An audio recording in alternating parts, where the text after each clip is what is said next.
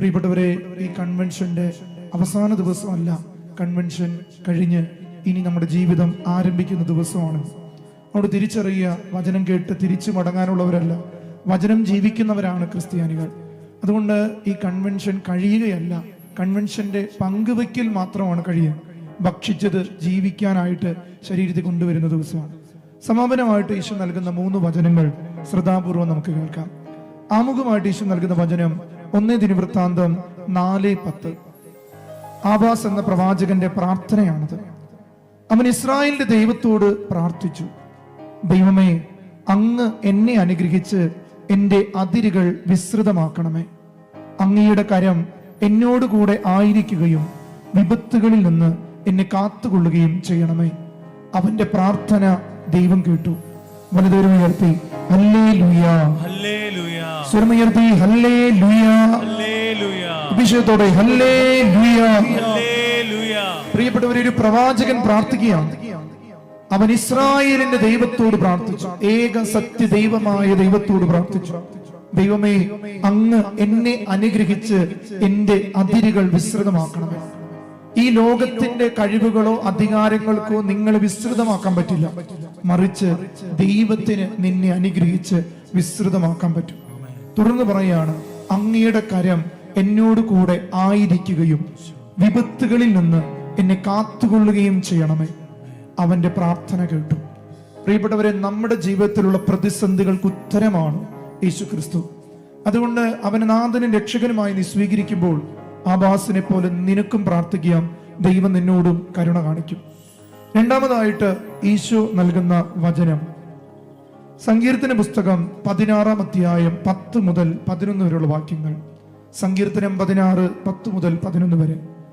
അവിടുന്ന് എന്നെ പാതാളത്തിൽ തള്ളുകയില്ല, അങ്ങയുടെ പരിശുദ്ധൻ ജീർണിക്കാൻ അനുവദിക്കുകയില്ല. അങ്ങ് എനിക്ക് ജീവന്റെ മാർഗങ്ങൾ കാണിച്ചു തരുന്നു. അങ്ങയുടെ സന്നിധിയിൽ ആനന്ദത്തിന്റെ പൂർണ്ണതയുണ്ട്. അങ്ങയുടെ വലത് കൈയിൽ ശാശ്വതമായ സന്തോഷമുണ്ട്. വലതുകരമുയർത്തി ഹല്ലേലൂയ, അഭിഷേകത്തോടെ ഹല്ലേലൂയ, കൃപയോടെ ഹല്ലേലൂയ.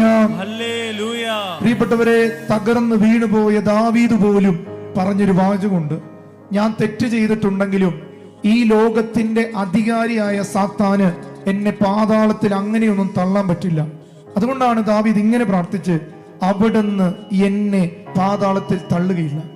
ഈ ദൈവകരുണയുടെ തിരുനാൾ ദിവസം ഈ ആലയത്തിൽ നിൽക്കുന്ന ഓരോ മനുഷ്യരും മനസ്സിലാക്കുക, പിശാചിന് നിന്നെ പാതാളത്തിൽ തള്ളാൻ പറ്റില്ല. നീ എപ്പോഴെങ്കിലും ദൈവകരുണയിൽ നല്ല കള്ളനെ പോലെ ആശ്രയിച്ചാൽ നിനക്ക് സ്വർഗത്തിൽ ഒരു വലിയ കൃപയുണ്ട്. വചനം പറയുന്നു, അവിടുന്ന് എന്നെ പാതാളത്തിൽ തള്ളുകയില്ല, അങ്ങയുടെ പരിശുദ്ധൻ ജീർണിക്കാൻ അനുവദിക്കില്ല.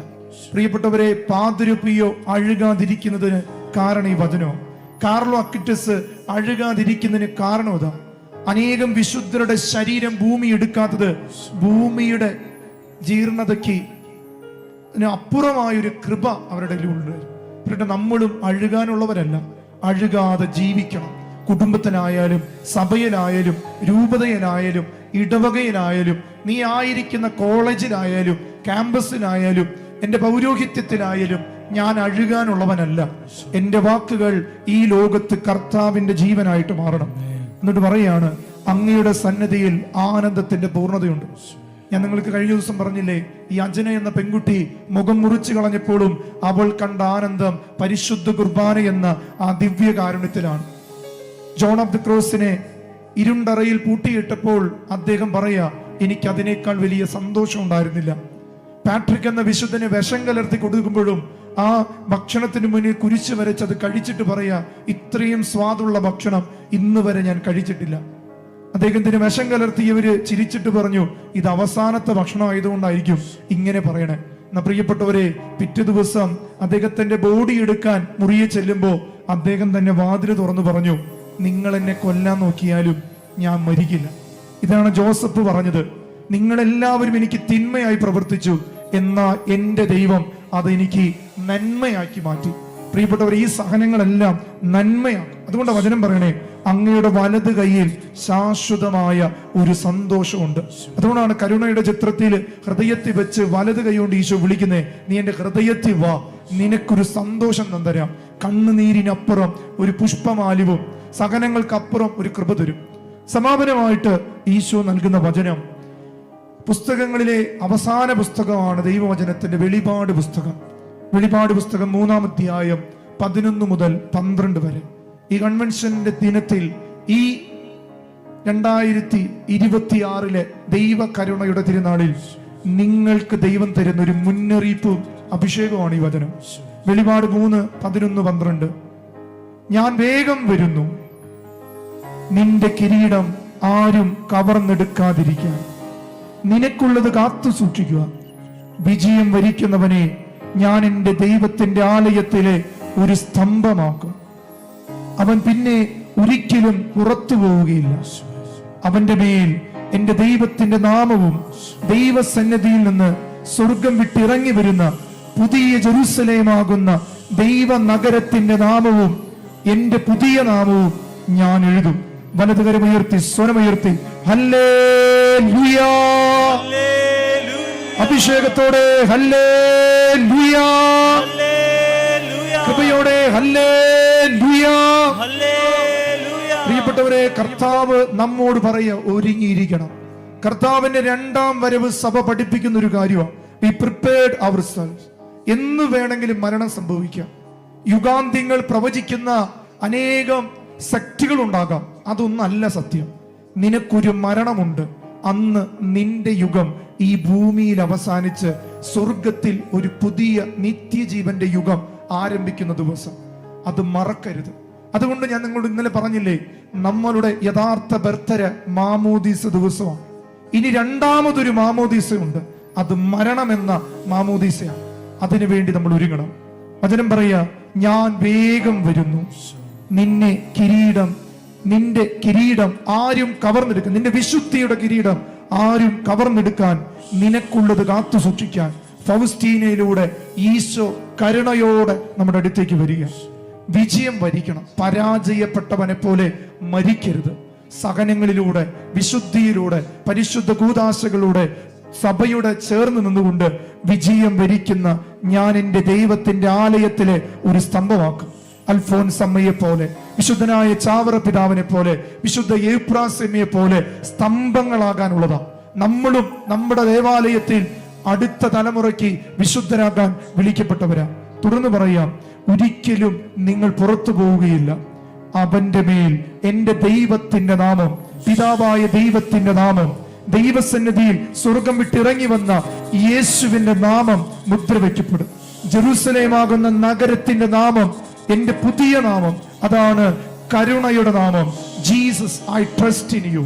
കർത്താവിന്റെ കരുണയുടെ നാമം, അതാണ് പുതിയ നാമം. ആ നാമം നമ്മുടെ മേൽ മുദ്രവയ്ക്കപ്പെടാം.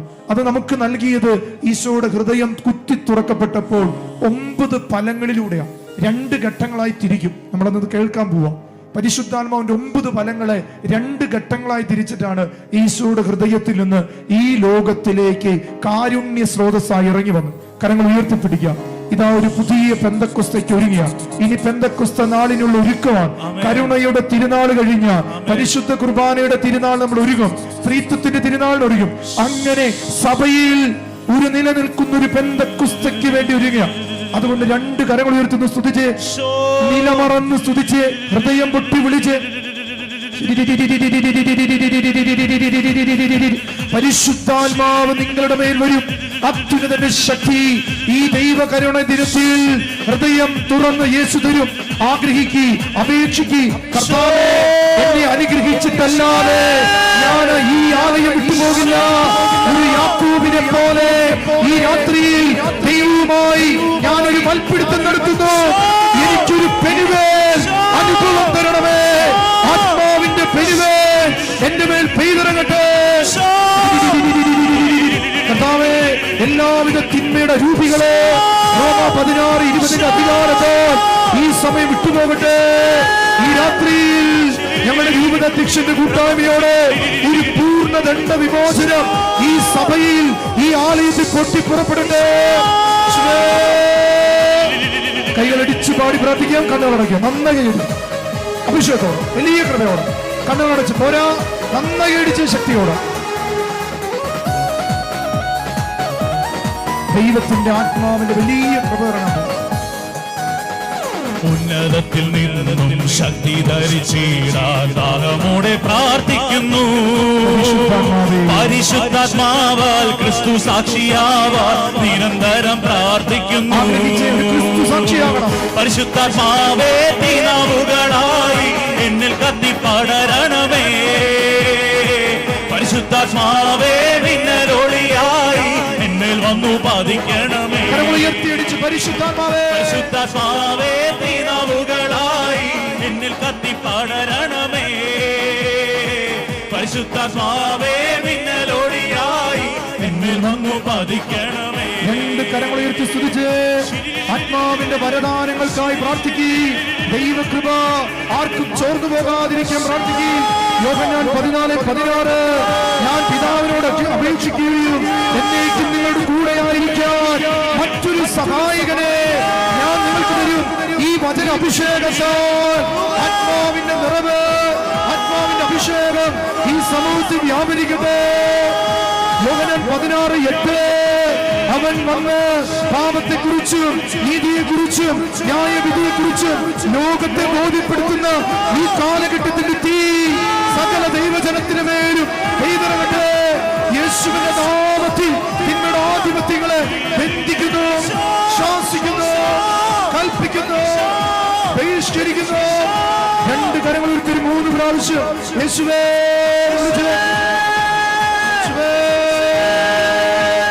കൈകളടിച്ചു പാടാം. ഉത്തിതനായ ഈശോയുടെ ഒരു അഭിഷേകം ഈ സമൂഹത്തിൽ വ്യാപരിക്കുക. ഉത്തിതനായ ഈശോയാണ് നമ്മുടെ ഏറ്റവും വലിയ ഉണർവ്. നന്നായി കേട്ട് കണ്ണടയ്ക്കുക. വലിയ അഭിഷേകം ആഗ്രഹിക്കുക. എന്റെ ഉള്ളിൽ ഒരു പ്രവാചക ദൗത്യം ഉണരണം ഈ രാത്രിയിൽ. ഉദ്ദീനമേശുവിൻ അഭിഷേകമേ, ഉദ്ദാനത്തിൽ വെളിപ്പെട്ടൊരഭിഷേകമേ. ഉദ്ദീനമേശുവിൻ അഭിഷേകമേ, ഉദ്ദാനത്തിൽ വെളിപ്പെട്ടൊരഭിഷേകമേ. സ്ത്രീകന്മാരെ ഉണർത്തിയൊരഭിഷേകമേ, ആത്മരക്ഷ നൽകും ഏക അഭിഷേകമേ. സ്ത്രീകന്മാരെ ഉണർത്തിയൊരഭിഷേകമേ, ആത്മരക്ഷ നൽകും ഏക അഭിഷേകമേ. കാലഘട്ടത്തിന് ആവശ്യമാ അങ്ങേ ശക്തി നൽകണേ. ദിനങ്ങൾക്കെതിരായി അങ്ങേ രാജ്യം വരണേ. കാലഘട്ടത്തിന് ആവശ്യമാ അങ്ങേ ശക്തി നൽകണേ.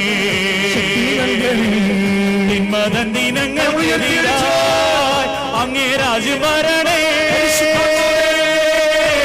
പരിശുദ്ധാത്മാവേ തീനാവുകളായി എന്നിൽ കത്തിപ്പടരണമേ. പരിശുദ്ധാത്മാവേ മിന്നലൊളിയായി എന്മേൽ വന്നു പതിക്കണമേ. പരിശുദ്ധാത്മാവേ തീനാവുകളായി എന്നിൽ കത്തിപ്പടരണമേ. പരിശുദ്ധാത്മാവേ മിന്നലൊളിയായി എന്മേൽ വന്നു പതിക്കണമേ. കാൽവരി മലയിൽ ഞങ്ങൾക്ക് വേണ്ടി ചൊല്ലപ്പെട്ട യേശുവിന്റെ രക്തം തെളിക്കപ്പെടുന്ന സമയം തന്നെ ശാപത്തിന്റെ പാപത്തിന്റെ രോഗത്തിന്റെ ബന്ധനങ്ങൾ അഴിയട്ടെ, പൂർവിക കെട്ടുകൾ അഴിയട്ടെ. കർത്താവേ, ഈ ലോകത്തിന്റെ വസ്തുക്കളിൽ നിന്ന് കടന്നു വന്നിട്ടുള്ള, വ്യക്തികളിൽ നിന്ന് കടന്നു വന്നിട്ടുള്ള ശാരീരിക മാനസികമായ രോഗപീഠകൾ, അസ്വസ്ഥതകൾ, ജീവിതാസക്തികൾ എല്ലാം വിട്ടുകൊണ്ട് അമ്മയുടെ ഗുരുത്തിൽ ഒരുവായ നിമിഷത്തില് ഏതെങ്കിലും കറകളോ പാവങ്ങളോ നിലനിൽപ്പുണ്ടെങ്കിൽ അവ യേശുവിന്റെ രക്തം വഴി ഈ സമയം വിശദീകരിക്കട്ടെ. വെളിപാടിന്റെ വചനം പറയുന്ന പോലെ യേശുവിന്റെ രക്തത്താലും സാക്ഷ്യത്തിന്റെ വചനത്താലും നിങ്ങൾ വിശുദ്ധീകരിക്കപ്പെട്ടു. കർത്താവേ, കത്തോലിക്ക സഭയുടെ കൂട്ടായ്മയോട് ഞാൻ പ്രാർത്ഥിക്കുന്നു. ലയോ 14 മാർപ്പാപ്പയുടെ ലൈംഗിക അധികാരത്തോട് കീഴ്വഴങ്ങിക്കൊണ്ട് പ്രാർത്ഥിക്കുന്നു. 5 ലക്ഷത്തോളം വൈദികരുടെ കൂട്ടായ്മയോട്, 27 അഭിമന്യ പിതാക്കന്മാരുടെ കൂട്ടായ്മയോട്, കർത്താവേ, എല്ലാ കർദിനാൾ സംഘങ്ങളുടെ കൂട്ടായ്മയോട് ഞങ്ങൾ പ്രാർത്ഥിക്കുന്നു. രക്തസാക്ഷികളുടെ കൂട്ടായ്മയോട് ഐക്യത്തിലും പാപങ്ങളുടെ മോചനത്തിലും ശരീരത്തിന്റെ ഉയർപ്പിലും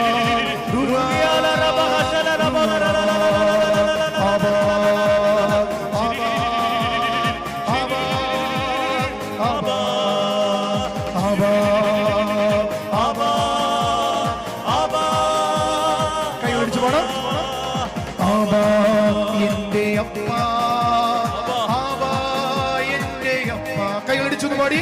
ആബാ എന്റെ അപ്പ, ആബാ എന്റെ അപ്പ. ഈശോ എന്റെ സ്നേഹം, ഈശോ എന്റെ സ്നേഹം, ഈശോ എന്റെ സ്നേഹം, ഈശോ എന്റെ സ്നേഹം. റൂഹാ എന്റെ ശക്തി, റൂഹാ എന്റെ ശക്തി, റൂഹാ എന്റെ ശക്തി, റൂഹാ എന്റെ ശക്തി. Lord have mercy on us, Lord have mercy on us, Lord have mercy on us, Lord have mercy on us. Christ have mercy on us, So Christ have mercy on us. Christ have mercy on us, Christ have mercy on us. യേശുവേ, അനേകം കർത്താവ് തൊടുന്നു. വലിയൊരു അഭിഷേകം ഈ കരുണയുടെ convention വഴി അനേക ശുശ്രൂഷകരെ ലോകത്തിന്റെ അതിർത്തികൾ വരെ എന്റെ സാക്ഷികളായി മാറ്റുമെന്ന് കർത്താവ് വെളിപ്പെടുത്തുന്നു. വലിയ വിടുതലുകള്, വലിയ കരുണ ഈ സമൂഹത്തിൽ അനേക കുഞ്ഞുങ്ങൾക്ക് ദൈവത്തിന്റെ വലിയ കരുണ അനുഭവിക്കാൻ കൃപ നൽകുന്നു. കോളേജ് ക്യാമ്പസുകളില് വലിയ കരുണ വർഷിക്കപ്പെടുന്നു.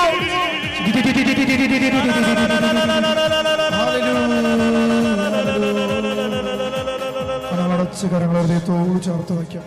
ചൂട് പറയും, എനിക്ക് സഹനം വന്നാലും വേദന വന്നാലും ഒരു തരി പോലും കുറയില്ല കർത്താവേ നിന്നോടുള്ള സ്നേഹം. കണ്ണടച്ച് ആഗ്രഹിക്കുന്നു. ഒരു തരി പോലും കുറയില്ല നിന്നോടുള്ള സ്നേഹം. ഉറക്കെ പാടാവോ? ഒരു തരി പോലും കുറയില്ല നിന്നോടുള്ള സ്നേഹം. യേശു അപ്പനായി എപ്പോഴും എൻ പ്രിയത്തോടനായി, യേശു അപ്പനായി എപ്പോഴും എൻ പ്രിയത്തോടനായി. എന്നെ ചങ്കാണേ, എന്റെ ഉയരാണേ, എന്റെ അഴകാണേ, അമൃതാണേ യേശു. എന്റെ ചങ്കാണേ, എന്റെ ഉയരാണേ, എന്റെ അഴകാണേ, അമൃതാണേ യേശു. ഒരു തരി പോലും കുറയില്ല നിന്നോടുള്ള സ്നേഹം, നിന്നോടുള്ള സ്നേഹം. യേശു അപ്പനായി എപ്പോഴും എൻ പ്രിയത്തോടനായി, പ്രിയത്തോടനായി. ആരാധന, ആരാധന, ആരാധന, ആരാധന. എല്ലാവരും കരങ്ങൾ വീശി പാടി. ആരാധന, ആരാധന, ആരാധന, ആരാധന. Lord, I need you. Oh, I need you. Every hour I need you. My Lord, defend my righteousness. Oh God, Oh, I need you. എന്റെ യേശുവെന്നെ കൈവിടില്ല. ഒന്നുറക്കെ പാടാവോ? എന്റെ യേശുവെന്നെ കൈവിടില്ല. മഹാമാരി വന്നാലും മാറാരോഗം വന്നാലും, മഹാമാരി വന്നാലും മാറാരോഗം വന്നാലും എന്റെ യേശുവെന്നെ കൈവിടില്ല. നിങ്ങളൊന്ന് പാടാവോ? ഉറക്കെ പാടി സമൂഹം മുഴുവൻ. എന്റെ യേശു എന്നെ കൈവിടില്ല. പരിശുദ്ധ അമ്മേ, നീറുന്ന മാനസങ്ങളായിട്ടാണ് ഞങ്ങൾ ഓരോരുത്തർ നിൽക്കുന്നത്. യുദ്ധം മാറുന്നു പ്രതീക്ഷിക്കുന്നിടത്ത് യുദ്ധം പിന്നെ ആരംഭിക്കുന്നു. ഞങ്ങൾ വചനത്തെ കേട്ടിട്ടുണ്ട്. നിങ്ങൾ യുദ്ധത്തെക്കുറിച്ചും അവയുടെ കിംവദന്തികൾ നിങ്ങൾ കേൾക്കും. നിങ്ങൾ ആകുലരാകണ്ട, നിങ്ങൾ ഒരുങ്ങിയിരിക്കുക. ലോകം മുഴുവനിലും കരുണയുണ്ടാകാൻ വേണ്ടി പ്രാർത്ഥിക്കുക. ഏത് ദേശത്താണെങ്കിലും അതെൻ്റെ സഹോദരനാണ്, എൻ്റെ കൂടപ്പിറപ്പാണ്, എൻ്റെ ദൈവത്തിൻ്റെ ആത്മാവിരിക്കുന്നൊരു സഹോദരൻ. അത് മലയാളിയാകണമെന്നില്ല. ഈ ഭൂമി ജനിച്ചവരെല്ലാം ദൈവത്തിന് മക്കളാണ്. നിറത്തിൻ്റെ പേരിൽ നമുക്ക് അവരെ മാറ്റാൻ പറ്റില്ല, കഴിവിൻ്റെ പേരിൽ മാറ്റാൻ പറ്റില്ല. അവരുടെ ആത്മാവ് ഒന്നാണ്, അവരുടെ രക്തത്തിൻ്റെ നിറം ചുവപ്പാണ്, അവരുടെ മനസ്സിൻ്റെ സ്നേഹം ഒന്നാണ്. നമുക്ക് മാതാവിനോട് പ്രാർത്ഥിക്കാം. നീറുന്ന മാനസങ്ങളിൽ ആയിരങ്ങൾ ഒരുമിച്ച് കൂടുന്ന രാത്രികളാണ്. കണ്ണുകളടച്ച് കരങ്ങൾ കൂപ്പിപ്പാടാം. നീറുന്ന മാനസങ്ങൾ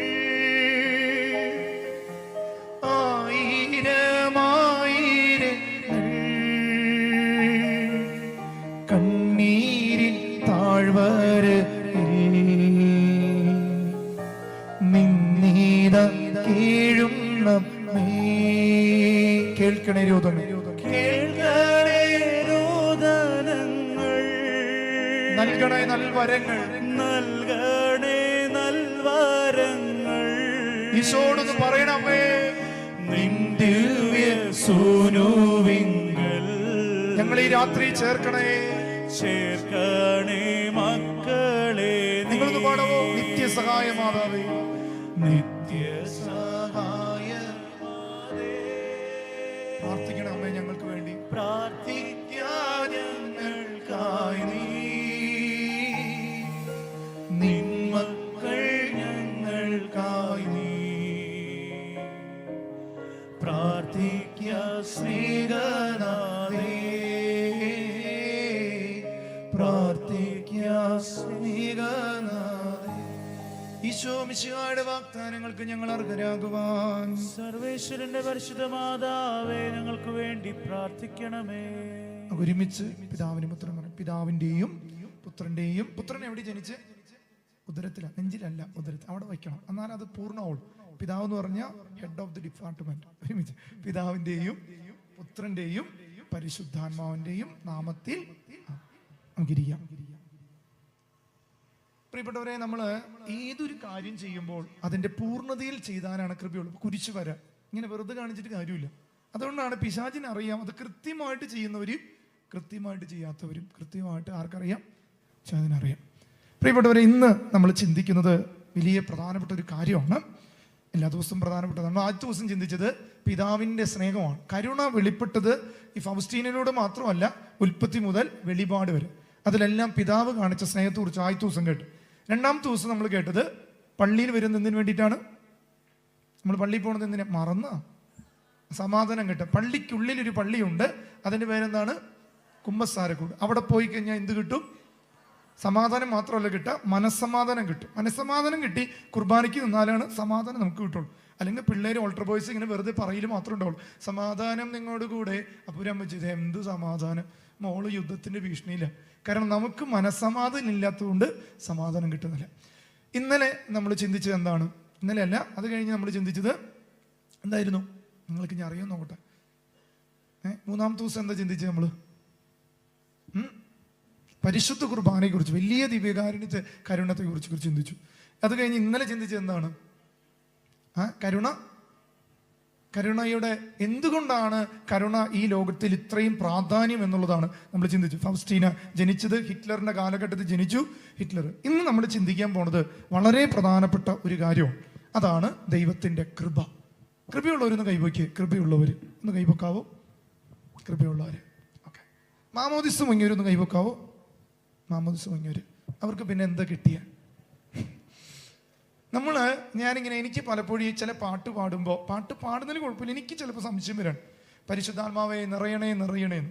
എന്നാൽ ഞാൻ ചിന്തിക്കുന്ന ഒരു കാര്യം, എന്നെ ഈശോ എന്നെയല്ല സഭ പഠിപ്പിക്കുന്നത് എങ്ങനെയാണ്? By the baptism we get the fullness of the Holy Spirit. മാമോദീസയിലൂടെ സകല വരപ്രസാദവും നമുക്ക് ലഭിച്ചു കഴിഞ്ഞു. എന്നാൽ നഷ്ടപ്പെടാനുള്ള സാധ്യതയുണ്ട്. അതെന്തുകൊണ്ടാണ്? പാപമെന്ന വാസന നമ്മുടെ ചുറ്റുമുള്ളതും. എന്നാൽ കൃപ ഇനി പുതിയത് കിട്ടാനില്ല. അതുകൊണ്ടാണ് ഒരിക്കലെ ബിനോജ് മുളരിക്കലിച്ചൻ പാടിയൊരു പാട്ടുണ്ട്. ആ പാട്ട് ഇങ്ങനെയാണ്: ചാരം മൂടിയ കനലിനുമീതെ ചിറകതു വീശണമേ. അപ്പൊ ചാരം മൂടാം, അതിനെ കൃപയിലേക്ക് കൊണ്ടുവരണം. പലരും പറയാവോ ഹല്ലേലൂയാ? സ്വർഗത്തിന്റെ ഭാഷ എന്നോർക്കെ പറഞ്ഞേ.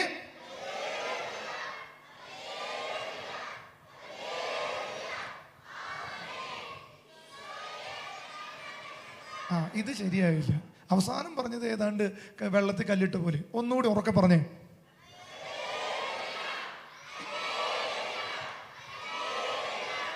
ആമേൻ. അതുകൊണ്ട് പ്രിയപ്പെട്ടവരെ, പറഞ്ഞോ, ഈശോയെ ശരണപ്പെടുന്നു. ഇത് എന്നും നിങ്ങൾ പ്രാർത്ഥിക്കണം. ഇതൊരു സുഹൃത ജപമാണ് ശരിക്കും. ഞാൻ എൻ്റെ ചെറുപ്പത്തിൽ എൻ്റെ അപ്പൻ്റെ അപ്പച്ചന്, നിങ്ങളുടെ ഇവിടെ എന്താ പറയുക, വല്യപ്പന, ഞങ്ങളുടെ അപ്പാപ്പൻ എന്ന് പറയും കേട്ടോ. അപ്പോൾ ഈ അപ്പാപ്പൻ എന്നും കൊന്ത എടുത്തിട്ട് ഇങ്ങനെ ചൊല്ലും: ഈശോയെ ഞാൻ അങ്ങേ ശരണപ്പെടുന്നു, ഈശോയെ ഞാൻ അങ്ങേ ശരണപ്പെടുന്നു. അല്ലെങ്കിൽ ഔസപിതാവേ നല്ല മരണം തരണേ. ഇന്ന് ആരെങ്കിലും അതിൽ വരും. ഇന്ന് വയസ്സാരും ഉള്ളും മൊബൈലാണ്, കുട്ടികളും മൊബൈലിലാണ്. നമ്മൾ ആരിൽ ശരണം വെച്ചിരിക്കണേ? മൊബൈല് ഞങ്ങളെ രക്ഷിക്കൂ, മൊബൈല് ഞങ്ങളെ രക്ഷിക്കൂ. പഴമക്കാർക്കുണ്ടായിരുന്ന ചില ആത്മീയതകൾ ഇന്ന് നമുക്ക് നഷ്ടപ്പെട്ടിട്ടുണ്ട്. മലയാളത്തിൽ പറഞ്ഞേ ഹല്ലേലൂയ. അപ്പം ഇന്ന് നമ്മൾ സ്വീകരിക്കുന്ന ഒന്നാമത്തെ കാര്യം ഒന്ന് പറഞ്ഞിട്ട് നമ്മൾ പ്രധാനമായിട്ട് ഇന്ന് നമുക്ക് കിട്ടാൻ പോകുന്നത് പൂർണ്ണ ദണ്ഡവിമോചനം. എന്താണ് കിട്ടാൻ പോണേ? എന്താണ് ദണ്ഡവിമോചനം? ഞാൻ നിങ്ങളോട് ആദ്യമേ പറഞ്ഞിരുന്നു, ഒരു പാപത്തിന് 2 ശിക്ഷകളാണ് ഒരു മനുഷ്യനുള്ളത്. ഏതൊക്കെയാ? നിത്യശിക്ഷ. ഒന്നാമത്തെ ശിക്ഷയാണ് നിത്യശിക്ഷ. അത് പറഞ്ഞു കഴിഞ്ഞാൽ ജഡ്ജ്മെന്റൽ പണിഷ്മെന്റ്. അത് കുമ്പസാരിച്ചെന്നുണ്ടോ? നല്ല കുമ്പസാരോട്ടോ, ഉള്ളിപ്പിച്ചി മാന്തി എന്ന് പറഞ്ഞ കുമ്പസാരമില്ല. മറ്റുള്ളവരെ കുറ്റം ഞാൻ പറഞ്ഞ റേഡിയോ കൺഫെഷൻ അല്ല. അതൊക്കെ നിങ്ങൾ കേട്ടിട്ടുണ്ടാവും ചോദിക്കുന്നു. ഞാൻ നേരത്തെ പറഞ്ഞതാണ്, ഇനി റിപ്പീറ്റ് ചെയ്യണേ. അപ്പോൾ നല്ല കുമ്പസാരം നടത്തിയ നമ്മൾ എത്ര വലിയ പാപം ചെയ്താലും അതിൻ്റെ നിത്യശിക്ഷ മായ്ച്ചു കളയും. എന്നാൽ അതിന് ടെമ്പറൽ പണിഷ്മെന്റ് ഉണ്ട്, കാലിക ശിക്ഷ. അത് മായ്ക്കാൻ സഭ നമുക്ക് തരുന്ന ചില വഴികളുണ്ട്. അതിൽ പ്രധാനപ്പെട്ട ഒരു വഴിയാണ് ഇത് പൂർണ്ണ ദണ്ഡവിമോചനം. അത് മാർപ്പാപ്പയ്ക്കാണ് ഇതിന് അധികാരമുള്ളൂ. അപ്പോൾ മാർപ്പാപ്പ ചില പ്രത്യേക അവസരങ്ങളിൽ നമുക്കിപ്പോൾ ഇത് ദൈവകരുണയുടെ തിരുനാളിൽ സഭ നമുക്ക് പൂർണ്ണദണ്ഡവും. ഇതിനു മുമ്പ് എത്ര പൂർണ്ണ ദണ്ഡവിമോചനം കഴിഞ്ഞു? കഴിഞ്ഞ ആഴ്ച അറിയുന്ന ഓട്ടം സ്വീകരിച്ചിരുന്നല്ല. അന്ന് പെസക വ്യാഴാഴ്ച തിരുമണിക്കുറി പങ്കെടുത്ത പൂർണ്ണ ദണ്ഡവിമോചനം ഉണ്ടാകും. ഇനി ദുഃഖ വെള്ളിയാഴ്ച നമുക്കറിയാലോ, ദുഃഖ വെള്ളിയാഴ്ച എന്തില്ല? പരിശുദ്ധ കുർബാനയില്ല. മറിച്ച് എന്താ ഉള്ളത്? അന്ന് ഈശോയുടെ പീഡാനുഭവ ചരിത്രം വായിച്ച് നമ്മൾ ഉച്ചതിരിഞ്ഞ് 3 മണിക്ക്, അല്ലെ 3 മണി 4 മണി 5 മണി കുരിശിന്റെ വഴി അല്ലെ, അതോടുകൂടി ആ തിരുസ്വരൂപം മുട്ടുമ്പോൾ ഇത് പൂർണ്ണദണ്ഡവിമോചനം. ദുഃഖ ശനിയാഴ്ച ഉണ്ട്. എന്താ കാരണം? അന്നത്തെ പ്രത്യേകത എന്താ? അന്ന് മാമോദിസ വ്രതം നവീകരിക്കുക. ഞാൻ പറഞ്ഞല്ലോ, യഥാർത്ഥം നമ്മൾ ക്രിസ്തു ജനിച്ചതാണ്. ഇനി ഈസ്റ്റർ ദിനത്തിനും ഉണ്ടാകും. അത്രയും കഴിഞ്ഞിട്ട് ഒരാഴ്ച കഴിഞ്ഞപ്പോൾ അടുത്ത ദണ്ഡവിമോചനം ഈ ആഴ്ച നിൽക്കുക. ഇനിയുണ്ട്, ഇനിയുള്ളതൊക്കെ ഇങ്ങനെ വരാണ്. ഈ പെന്തക്കോസ്തായുടെ അന്നുണ്ട്. അപ്പോൾ എന്താണ് പൂർണ്ണ ദണ്ഡവിമോചനം? അതിന് കാരണം ദണ്ഡവിമോചനം തരുന്നത് ശരിക്കും ചരിത്രത്തിലേക്കൊന്നും ഞാൻ എടുക്കുന്നില്ല. അത് നമുക്ക് സമയമെടുത്ത് പഠിപ്പിക്കുകയാണെങ്കിൽ നമുക്ക് മറ്റു കാര്യങ്ങൾ ചിന്തിക്കാം. ദണ്ഡവിമോചനം എന്ന് പറഞ്ഞാൽ അപരാധ വിമുക്തമായ പാപങ്ങളുടെ താൽക്കാലിക ശിക്ഷയിൽ നിന്ന് ദൈവ തിരുമുൻപാകെയുള്ള ഇളവിനെയാണ് ഈ പൂർണ്ണ ദണ്ഡവിമോചനം. CCC 1471 ഖണ്ഡിക പറയും. ഞാൻ നിങ്ങൾക്കിത് പറഞ്ഞാൽ പെട്ടെന്ന് മനസ്സിലാവില്ല. അപ്പം ഞാനൊരു ഉദാഹരണം പറയാം. ഞാനൊരു ബാങ്കിൽ നിന്ന് 10 ലക്ഷം രൂപ ലോൺ എടുത്തു. അതിൻ്റെ പേരെന്താ? 10 ലക്ഷത്തിൻ്റെ പേരെന്താ പറയുക ബാങ്കുകാർ? മുതല് എന്ന് പറയും. മുതൽ തന്നെയല്ലേ പറയാ? ആ മുതൽ. അപ്പം ഞാനത് എടുത്തു. അങ്ങനെ ഈ പൈസ ഞാൻ പലിശയായി, ഒരു 5-6 ലക്ഷം പലിശയായി. ഈ 10 ലക്ഷം രൂപ ഞാൻ കൊണ്ടുകൊടുത്തു. അതുകൊണ്ട് എൻ്റെ കടം വീടുന്നുണ്ടോ ബാങ്കിൽ? എത്ര ലക്ഷം കടം ഈ പലിശയുണ്ട്? അതുകൂടെ അടച്ചാലാണ് എനിക്ക് ആ ബാങ്കിൽ നിന്ന് വിടുതലുള്ളൂ. അപ്പം ഞാൻ ഈ 10 ലക്ഷം രൂപ കൊണ്ട് കൊടുത്തു. അതാണ് കുമ്പസാരം. നീ ചെയ്ത പാപം പൂർണ്ണമായി ഏറ്റുപറയുമ്പോൾ ആ ചെയ്ത പാപത്തിന്റെ ശിക്ഷ പിൻവലിക്കും. എന്നാൽ ഇതിൻ്റെ ഈ പലിശ കിടപ്പുണ്ട്, അതെന്ത് ചെയ്യണം? വീട്ടണം. അപ്പം ഞാൻ നോക്കിയപ്പോൾ എൻ്റെ വീടൊക്കെ വിറ്റിട്ടാണ് ഈ സ്ഥലം കൊടുത്തത്. ഇനി ഒന്നുമില്ല എൻ്റെ കയ്യിൽ. ഞാൻ ആ ബാങ്ക് മാനേജറെ അടുത്ത് പോയി പറഞ്ഞു, മാനേജറെ എന്തെങ്കിലും വഴിയുണ്ട, വല്ല ഈ ഭവന നിർമ്മാണ വായ്പയോ അങ്ങനെ വല്ലതുണ്ടോ? അതുപോലെയുള്ളൊരു വായ്പയാണ് മാർപ്പാപ്പ മാതാവിൻ്റെ കൃപ ഉപയോഗിച്ച് സകല വിശുദ്ധരുടെ കൂട്ടായ്മയോടെ ഈ സഭയിലുള്ള പരിത്യാഗങ്ങളെല്ലാം ഒരുമിച്ച് വെച്ച് അപ്പം എന്ത് ചെയ്യും? സഭ എന്ത് ചെയ്യും? അത് എഴുതി തള്ളാണ്. അങ്ങനെ ഈ നമ്മൾ ചെയ്ത മാരക പാപങ്ങളെ എന്ത് ചെയ്യും? ചിലപ്പോൾ നമുക്കത് പൂർത്തീകരിക്കാൻ പറ്റും. ഇനി ഒരു ഉദാഹരണം പറയാം. ഇവിടെ ഞാൻ അന്ന് പറഞ്ഞ ഉദാഹരണമാണ്. ഞാനൊരു കല്ലെടുത്തിട്ട് ഈ ലൈറ്റ് എറിഞ്ഞു പൊട്ടിച്ചു. ശരി, എറിഞ്ഞു പൊട്ടിച്ചപ്പോൾ അത് പാവോ. ഞാൻ എന്നിട്ട് മാക്കിൽ അച്ഛനോട് പറഞ്ഞു, അച്ഛാ സോറി, ഞാനൊരു ചില്ലടിച്ച് പൊട്ടിച്ചിട്ടുണ്ട്. അച്ഛൻ പറഞ്ഞു, ഞാൻ പറഞ്ഞു ക്ഷമിക്കണം കേട്ടോ. അപ്പൊ അച്ഛൻ പറഞ്ഞു പോട്ടെ. അപ്പൊ അത് കുമ്പസാരോ കഴിഞ്ഞു. എന്നാൽ നിങ്ങൾ എല്ലാ ദിവസവും വരുമ്പോൾ ആ ജോജന്തി ആനം കഴിഞ്ഞ് കല്ലെറിഞ്ഞ് പൊട്ടിച്ചില്ല, ആ ലൈറ്റ് ഇപ്പൊ കത്തുണ്ട, ആ ലൈറ്റ് ഇടണ വരെ ഇവിടെ ഡാർക്കായിരിക്കും ഞാൻ. മനസ്സിലായോ? അതാണ് പരിഹാരം. അതുകൊണ്ട് പ്രിയപ്പെട്ടവരെ, നമ്മൾ ഇന്ന് നമുക്കത് കിട്ടാൻ പോവാം. അതിന് ചില നിബന്ധനകളുണ്ട്. അതൊന്ന് ആദ്യം പരിചയപ്പെടുത്തണം. ഈ ദണ്ഡവിമോചനം കിട്ടാനുള്ള നമുക്ക് ഉണ്ടായിരിക്കേണ്ട കാര്യം, ഒന്ന്, മാമോദിസ സ്വീകരിച്ച വ്യക്തിയായിരിക്കണം. സഭയിലെ അംഗത്തിനാണ് ഇത് കിട്ടുക. രണ്ട്, ഈ എക്സ്കമ്മ്യൂണിക്കേഷൻ നടക്കരുത്. എന്ന് വെച്ച് കഴിഞ്ഞാൽ സഭയിൽ നിന്ന് പുറത്താക്കപ്പെട്ട വ്യക്തികൾക്ക് ഇത് കിട്ടില്ല. സഭയോടുള്ള ഐക്യത്തിൽ ചേർന്നാൽ മാത്രമേ ഇത് കിട്ടുള്ളൂ. അതാണ് രണ്ടാമത്തെ കാര്യം. മൂന്ന്, വിശുദ്ധ കുമ്പസാരത്തിലെ വരപ്രസാദ അവസ്ഥയിലേക്ക് വരും. അതുകൊണ്ട് നമ്മൾ നല്ല കുമ്പസാരം നടത്തിയാലാണ് ഈ വരപ്രസാദം നമുക്ക് കിട്ടുള്ളൂ. മൂന്നാമത്തത് നമ്മൾ ചെയ്യേണ്ടത്, പരിശുദ്ധ പിതാവിൻ്റെ നിയോഗാർത്ഥം ഒരു സ്വർഗസ്ഥനായ പിതാവും ഒരു നന്മ നിറഞ്ഞ മറിയവും ഒരു ത്രിത്വസ്തുതിയും ചൊല്ലണം. ഇതാണ് ഇതിൻ്റെ കൺക്ലൂഷൻ. എന്നാൽ നമുക്കിത് കിട്ടും. എന്തൊക്കെയാണ് ചെയ്യേണ്ടത്? ദണ്ഡവിമോചനം കിട്ടാൻ, ഒന്ന്, മാമോസ് സ്വീകരിച്ച വ്യക്തിയായിരിക്കണം. രണ്ട്, സഭയിൽ നിന്ന് പുറത്താക്കപ്പെട്ട വ്യക്തി ആകരുത്, സഭയോട് ചേർക്കപ്പെട്ട വ്യക്തിയായിരുന്നു. മൂന്ന്, കുമ്പസാരവും കുർബാനയും വരപ്രസാദ അവസ്ഥയിൽ സ്വീകരിക്കണം. പിന്നെ ഇതിന്റെ ഫൈനൽ, ഇത് കിട്ടണമെങ്കിൽ എന്ത് ചെയ്യണം? നമ്മളിങ്ങനെ പറയണം, ലയോ 14 മാർപ്പാപ്പയുടെ എല്ലാ നിയോഗങ്ങളും ചേർത്ത് വെച്ച് ഒരു സ്വർഗസ്ഥനായ പിതാവും ഒരു നന്മ നിറഞ്ഞു മറിയുകയും ഒരു പിതാവിനും പുത്രനും ചെല്ലിയാൽ നമുക്കത് കിട്ടും. കിട്ടിയോ? Hallelujah, hallelujah. അതുകൊണ്ട് പ്രിയപ്പെട്ടവരെ, ഞാൻ ഇത്രയും കാര്യം പറഞ്ഞു. ഇന്ന് നമ്മളിത് ലഭിക്കുക. അപ്പോൾ എല്ലാവരും കുമ്പസാരിച്ചിട്ടുണ്ടാവും ഞാൻ വിചാരിക്കുന്നു. വിശുദ്ധ കുർബാന ഭക്തിയോടെ സ്വീകരിച്ചിട്ടുണ്ടാവും. ഇത് നിബന്ധനകളാണ്, സഭ പറഞ്ഞ നിബന്ധന. ഇത് നമ്മൾ സ്വീകരിക്കണം. പലതരത്തിൽ പറഞ്ഞേ ഹല്ലേലൂയ. അടുത്തിരിക്കുന്ന ഒരു ചെക്കിൻ്റെ കൊടുത്ത്, ഇങ്ങനെയൊക്കെ ജീവിച്ചാൽ മതിയോ, നന്നാകണ്ടേ? ഇന്ന് ദണ്ഡവിമോചനം കിട്ടിയ സ്വർഗത്തിൽ പോവും, ഇന്ന് രാത്രി മരിച്ച ചോദിക്കുക. അങ്ങനെ മരിക്കുകയാണെങ്കിൽ ഇന്ന് രാത്രി അറ്റാക്ക് വന്ന് മരിച്ചാലും പേടിക്കണ്ട, കയറിപ്പോവും. Hallelujah, hallelujah. സ്വരമൂർത്തി പറഞ്ഞേ ഹല്ലേലൂയ. പ്രിയപ്പെട്ടവരെ, ഇനി ഞാൻ പറയാൻ പോകുന്നത് വളരെ പ്രധാനപ്പെട്ട ഒരു വിഷയം. ഇന്ന് അനേകര് ചിന്തിക്കാത്ത ഒരു വിഷയം. ഒന്ന്, ഹോളിനെസ്സിനെ കുറിച്ചാണ്. വിശുദ്ധരാവാൻ ആഗ്രഹമുള്ളവരൊന്ന് കൈപൊക്കുക. വിശുദ്ധരാവാൻ ആഗ്രഹമുള്ളവർ വിശുദ്ധരാകാം. അടുത്തിരിക്കും, അങ്ങോട്ടും ഇങ്ങോട്ട് തിരിഞ്ഞു നോക്കി. ആരെങ്കിലും കൈപൊക്കാത്തവരുണ്ടോ നോക്കി. അവരാണ് നരകത്തിൽ പോണവർ. വിശുദ്ധരല്ലേ സ്വർഗത്തിൽ പോകുള്ളൂ. ഇത്രയും പേർക്ക്. എന്നിട്ട് കൈ താഴ്ത്തിടാം. ഇങ്ങനെ ജീവിച്ച, ഇപ്പൊ ഇതുപോലെ ജീവിച്ച ഞാൻ സ്വർഗത്തിൽ പോകുന്ന ഉറപ്പുള്ളവരെന്ന് കൈപൊക്കുക. ഇപ്പൊ ജീവിക്കണ പോലെ ജീവിച്ച് ഞാൻ സ്വർഗത്തിൽ പോകും. കണ്ടോ, കുറച്ച് പേരേ ഉള്ളൂ. സ്വർഗത്തിൽ പോകാൻ ആഗ്രഹമുണ്ട്, ജീവിതത്തിൽ ഒരു മാറ്റവും ഇല്ല. ഹല്ലേലൂയ. അതിന് കാരണം എന്തുകൊണ്ടാണ്? ഈ വിശുദ്ധിയുടെ ബെനഫിറ്റുകൾ നമ്മൾ സ്വന്തമാക്കേണ്ടത്. 5 ബെനഫിറ്റുകളാണ് ഈ ഒരു വിശുദ്ധി നമുക്ക് കിട്ടിയിട്ടുണ്ടാവും. അത് സഭ പഠിപ്പിക്കുന്ന ഒരു കാര്യമാണ്. അതാണ് ആദ്യമായിട്ട് നമ്മൾ 5 benefits of holiness. Pope Benedict പാപ്പ 2007 ജനുവരി 31 ജനത്തിന്റെ ഇടയിൽ വന്നപ്പോൾ പറഞ്ഞത് ഇങ്ങനെയാണ്: ഒരിക്കലും പാപം ചെയ്യുകയോ ചെയ്യാതിരിക്കുകയോ എന്നതല്ല വിശുദ്ധി. മർമ്മ പറയാ, നമ്മൾ ഒരിക്കലും നമ്മൾ പറയും ചില്ലിങ്ങൂട്ടിലിരിക്കുന്നവരല്ല വിശുദ്ധരെന്ന് വിളിക്കണം. എന്നിട്ട് പറയാ, മാനസാന്തരവും വീണ്ടും നല്ല ജീവിതം ആരംഭിക്കാനുള്ള സന്നദ്ധതയും പ്രത്യേകിച്ച് അനുരഞ്ജനവും ക്ഷമയുമുള്ള കഴിവാണ് വിശുദ്ധി.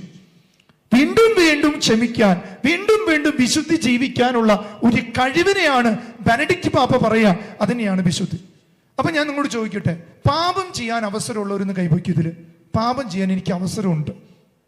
ഇത്തരം പേർക്ക് പാപം ചെയ്യാൻ അവസരമുള്ളൂ. നിങ്ങളെല്ലാം വിശുദ്ധനാണ് ദൈവമേ.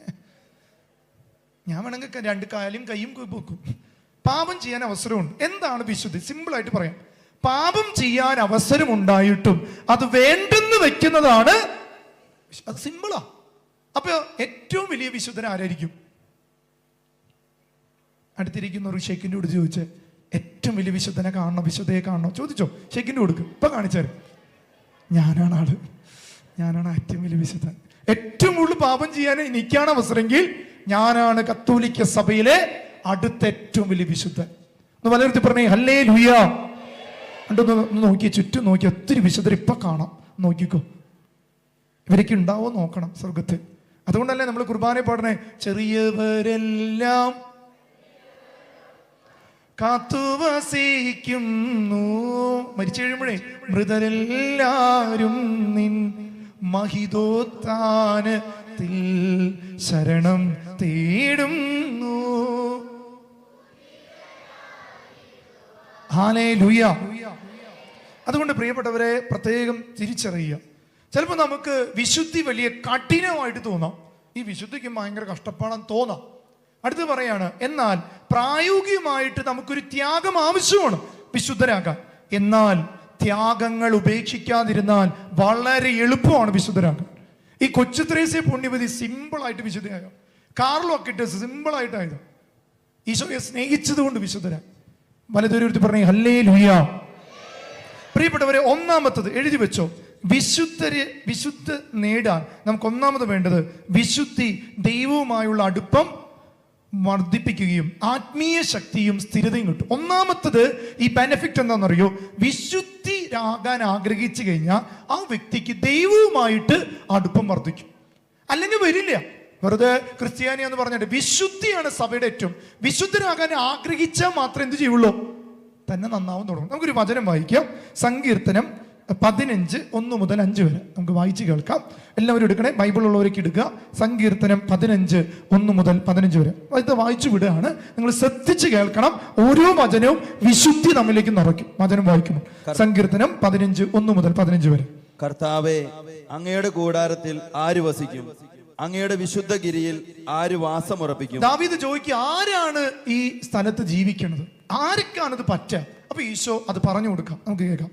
നിഷ്കളങ്കനായി ജീവിക്കുകയും നീതി മാത്രം പ്രവർത്തിക്കുകയും ഹൃദയം തുറന്ന് സത്യം പറയുകയും ചെയ്യുന്നവൻ. എന്തൊക്കെയാണ് വേണ്ടത് ഒരു വിശുദ്ധനാകാൻ? ഒന്ന്, നീതി മാത്രം നിഷ്കളങ്കമായൊരു ജീവിതം. അതുകൊണ്ട് കുഞ്ഞുങ്ങളെ പോലെയുള്ളവരെ അടുത്തിരിക്കുന്നവരുടെ മുഖത്ത് നോക്കിയേ. കുഞ്ഞുങ്ങളുടെ മുഖം ഉണ്ടോ നോക്കിയേ. നോക്കിക്കോ. ഒരു നിഷ്കളങ്കത ഉണ്ടോ നോക്കിയേ. ഉണ്ടോ? ഉണ്ടെന്നുള്ളവരൊന്ന് കൈവയ്ക്കുക. എൻ്റെ അടുത്തിരിക്കുന്നവർക്ക് നല്ല കുഞ്ഞിൻ്റെ മുഖം എന്നുള്ളവരൊന്ന് കൈ. ഓ, സത്യസന്ധം. ചിലർ പൊക്കണില്ല, കാരണം അവൻ പൊക്കിയിട്ടില്ല, ഞാനും പൊക്കണില്ല എന്ന് പറയുന്നുണ്ടോ? എൻ്റെ പ്രിയപ്പെട്ടവർ, നമ്മളെല്ലാം കുഞ്ഞുങ്ങളായിരുന്നു. അപ്പോൾ ആരെങ്കിലും നമ്മൾ പൊട്ടാന്ന് പറഞ്ഞിട്ടുണ്ടോ? എൻ്റെക്കും കുട്ടിക്കാലത്തെ ഫോട്ടോ കണ്ടുമ്പോൾ പറയും, എന്തോ നല്ല കൊച്ചായിരുന്നു, ഇങ്ങനെയായി. അപ്പോൾ നമ്മുടെ ഉള്ളിൽ ബാല്യം ഒരിക്കലും നഷ്ടപ്പെടുന്നില്ല, വിശുദ്ധി നഷ്ടപ്പെടുന്നില്ല. ഹല്ലേലൂയ. അപ്പൊ നമ്മൾ ക്രീമൊക്കെ തേച്ച് ഉണ്ടാക്കിയെടുക്കുകയാണ് നിഷ്കളങ്കത. സൺക്രീം തേച്ച് കുഞ്ഞുങ്ങളുടെ പോലെ ഒരു കാര്യമില്ല.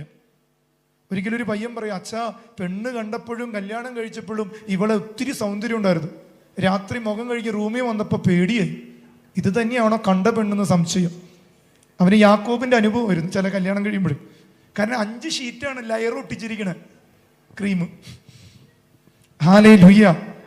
ഈ നാട്ടിലുള്ളവരൊന്നും അങ്ങനെയല്ല. ഓക്കെ, വായിക്കാം, തുടർന്ന് വായിക്കാം. ഹൃദയം തുറന്ന് സത്യം പറയുന്നവനും ചെയ്യുന്നവൻ. അടുത്ത്, പരദൂഷണം പറയുകയോ സ്നേഹിതനെതിരെ ദ്രോഹിക്കുകയോ അയൽക്കാരനെതിരെ അപവാദം പരത്തുകയോ ചെയ്യാത്തവൻ. കണ്ടോ, ഇങ്ങനെയുള്ളവർ അടുത്തിരിക്കുന്നവരുടെ മുഖത്ത് നോക്കിയേ. ഇങ്ങനെയൊക്കെ ഉണ്ടോന്ന് ചോദിച്ച് കേട്ടിട്ടുണ്ടോ ഈ കാര്യക്കും? അതേ വായിന്ന് വരാറുള്ളൂ, കേൾക്കല്ല. ഇവരൊന്നും സ്വർഗത്തിൽ പോവില്ലാന്ന്. ഒരിക്കലേ എനിക്കുണ്ടായൊരു അനുഭവം പറയാം. ഞാനൊരു ഇടവകയിൽ കൊച്ചച്ഛനായിട്ടിരുന്നു. അപ്പോൾ അവിടെ ഇരുന്ന സമയത്ത് ഒരു ഇടവകയിലിങ്ങനെ കുർബാന ബലി കർപ്പിച്ചപ്പോൾ ഒരു ചേച്ചിനോട് പറഞ്ഞു, അച്ഛൻ്റെ കുർബാന കരച്ചിൽ വരും അച്ഛാ, ഭയങ്കര അഭിഷേകം. അപ്പം ഞാൻ പെട്ടെന്ന് ഉയരങ്ങളിലേക്ക്, കൊച്ചച്ഛനല്ലേ, നമ്മളിങ്ങനെ പൊക്കിയപ്പോൾ പെട്ടെന്ന് പൊന്തിപ്പോയി. ചേച്ചി ഇങ്ങനെ പറഞ്ഞുകൊണ്ടിരിക്കുക, ഇതുപോലൊരു അച്ഛൻ്റെ കുർബാന ഈ ഇടവകയിൽ നടന്നിട്ടില്ല. ഇതെല്ലാ അച്ഛന്മാരോട് പറയുന്നതിന് പിന്നെ എനിക്ക് മനസ്സിലായ അങ്ങനെ ഭയങ്കര. ഞാനിപ്പോൾ ചേച്ചിയോട് പറഞ്ഞു, ചേച്ചി പ്രാർത്ഥിക്കുക, ചേച്ചി ഇനിയും ഇതുപോലെ ബലിയർപ്പിക്കാനുള്ള കൃപ കിട്ടും. അപ്പോൾ ചേച്ചി പറഞ്ഞു, ഞാൻ പ്രാർത്ഥിക്കാം വെച്ചാന്നൊക്കെ. അങ്ങനെ പിറ്റേ ദിവസം 5 മണിക്കാണ് കുർബാന. അപ്പോൾ ഞാൻ കുർബാനയ്ക്ക് മുമ്പ് ഒരു 3 മണിയായപ്പോൾ ഈ ബലിപീഠത്തിൻ്റെ അടിയിൽ പോയിരിക്കുക. ബലിപീഠത്തിന് അപ്പോൾ പള്ളിയുടെ ഒരു വാതിൽ തുറന്നിട്ടുണ്ട്. ഞാൻ അതിൻ്റെ ഉള്ളിൽ ഭയങ്കര സൈലൻ്റാണ് പള്ളി മുഴുവൻ. അങ്ങനെ അവിടെ ഇരുന്ന് ഇങ്ങനെ ഞാൻ പ്രാർത്ഥിച്ചുകൊണ്ടിരിക്കും. 3 മണിയല്ല, കരുണയ്ക്ക് വേണ്ടി പ്രാർത്ഥിച്ചുകൊണ്ടിരിക്കുക. പ്രാർത്ഥിക്കുന്ന സമയത്ത് പെട്ടെന്ന് 2 ചേച്ചിമാർ ഈ ചാപ്പലിക്ക് കയറി വരാം. കാരണം സൈലന്റ് ആയിരിക്കുന്ന പള്ളിയിൽ പെട്ടെന്ന് വയലന്റായി. ഇവര് 2 പേരും കൊന്ത ഉരുട്ടുന്നുണ്ടെങ്കിൽ വായയിൽ വരുന്ന മുഴുവൻ കുറ്റമാണ്. നീ അറിഞ്ഞടി. അപ്പൊ ഞാൻ, ദൈവമേ, അതിലൊരു ചേച്ചിയാണ് എന്നോട് പറഞ്ഞത് ചെന്റെ കുർബാന.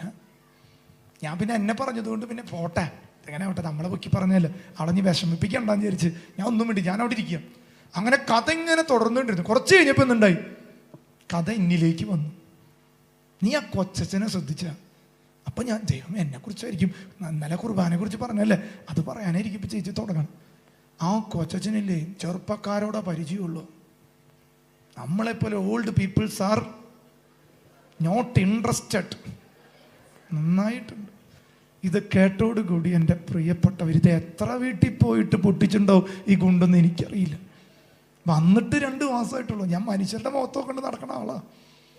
ഞാൻ പിന്നെ ഒന്നും നോക്കിയില്ല. ഞാൻ ചുവന്ന ഉറാലിട്ടിട്ട് എൻ്റെ അടിയിലിരിക്കും. ഞാൻ എഴുന്നേറ്റു.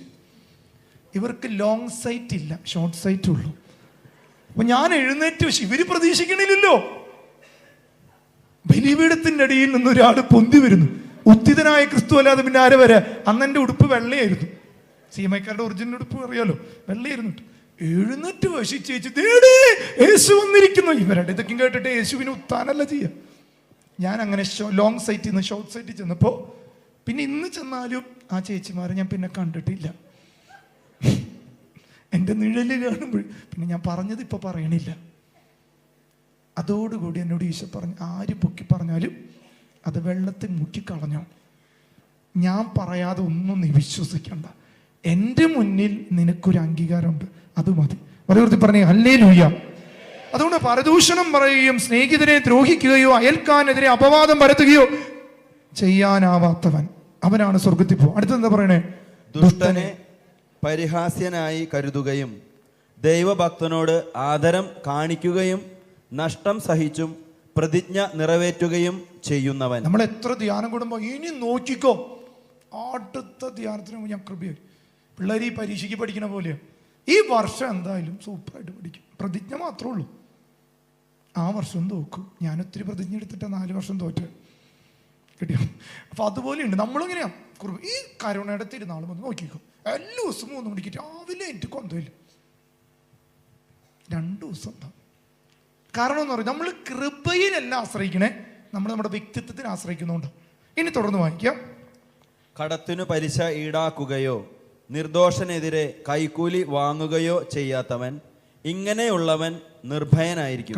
അവന് മരിച്ച നേരെ സ്വർഗത്തിൽ പോകും. അതുകൊണ്ട് പ്രിയപ്പെട്ടവ, ഇതാണ് ഒന്നാമത്തെ കാര്യം. വിശുദ്ധി ദൈവവുമായുള്ള അടുപ്പം വളർത്തിപ്പിക്കും. രണ്ടാമത്തെ കാര്യം, വിശുദ്ധി ജീവിതം നമ്മെ ദൈവേഷ്ടങ്ങൾക്ക് മാറ്റും. നമ്മൾ എപ്പോഴും പ്രാർത്ഥിക്കണം പ്രിയപ്പെട്ട, ദൈവേഷ്ടം സംഭവിക്കണം. നിങ്ങൾക്കറിയോ, ഞങ്ങളുടെ സഭയിൽ ഇപ്പോൾ ദേവദാസന് ഇനി ധന്യനെ ആക്കാൻ പോകുന്ന ഒരു അച്ഛനാണ് ദൈവദാസനായ കനൂഷ്യസ് എന്ന് പറഞ്ഞ അച്ഛൻ. അദ്ദേഹം ബൈബിൾ സ്കോളറാണ്. ഏഷ്യയിലെ ആദ്യത്തെ ബൈബിൾ സ്കോളറാണ്.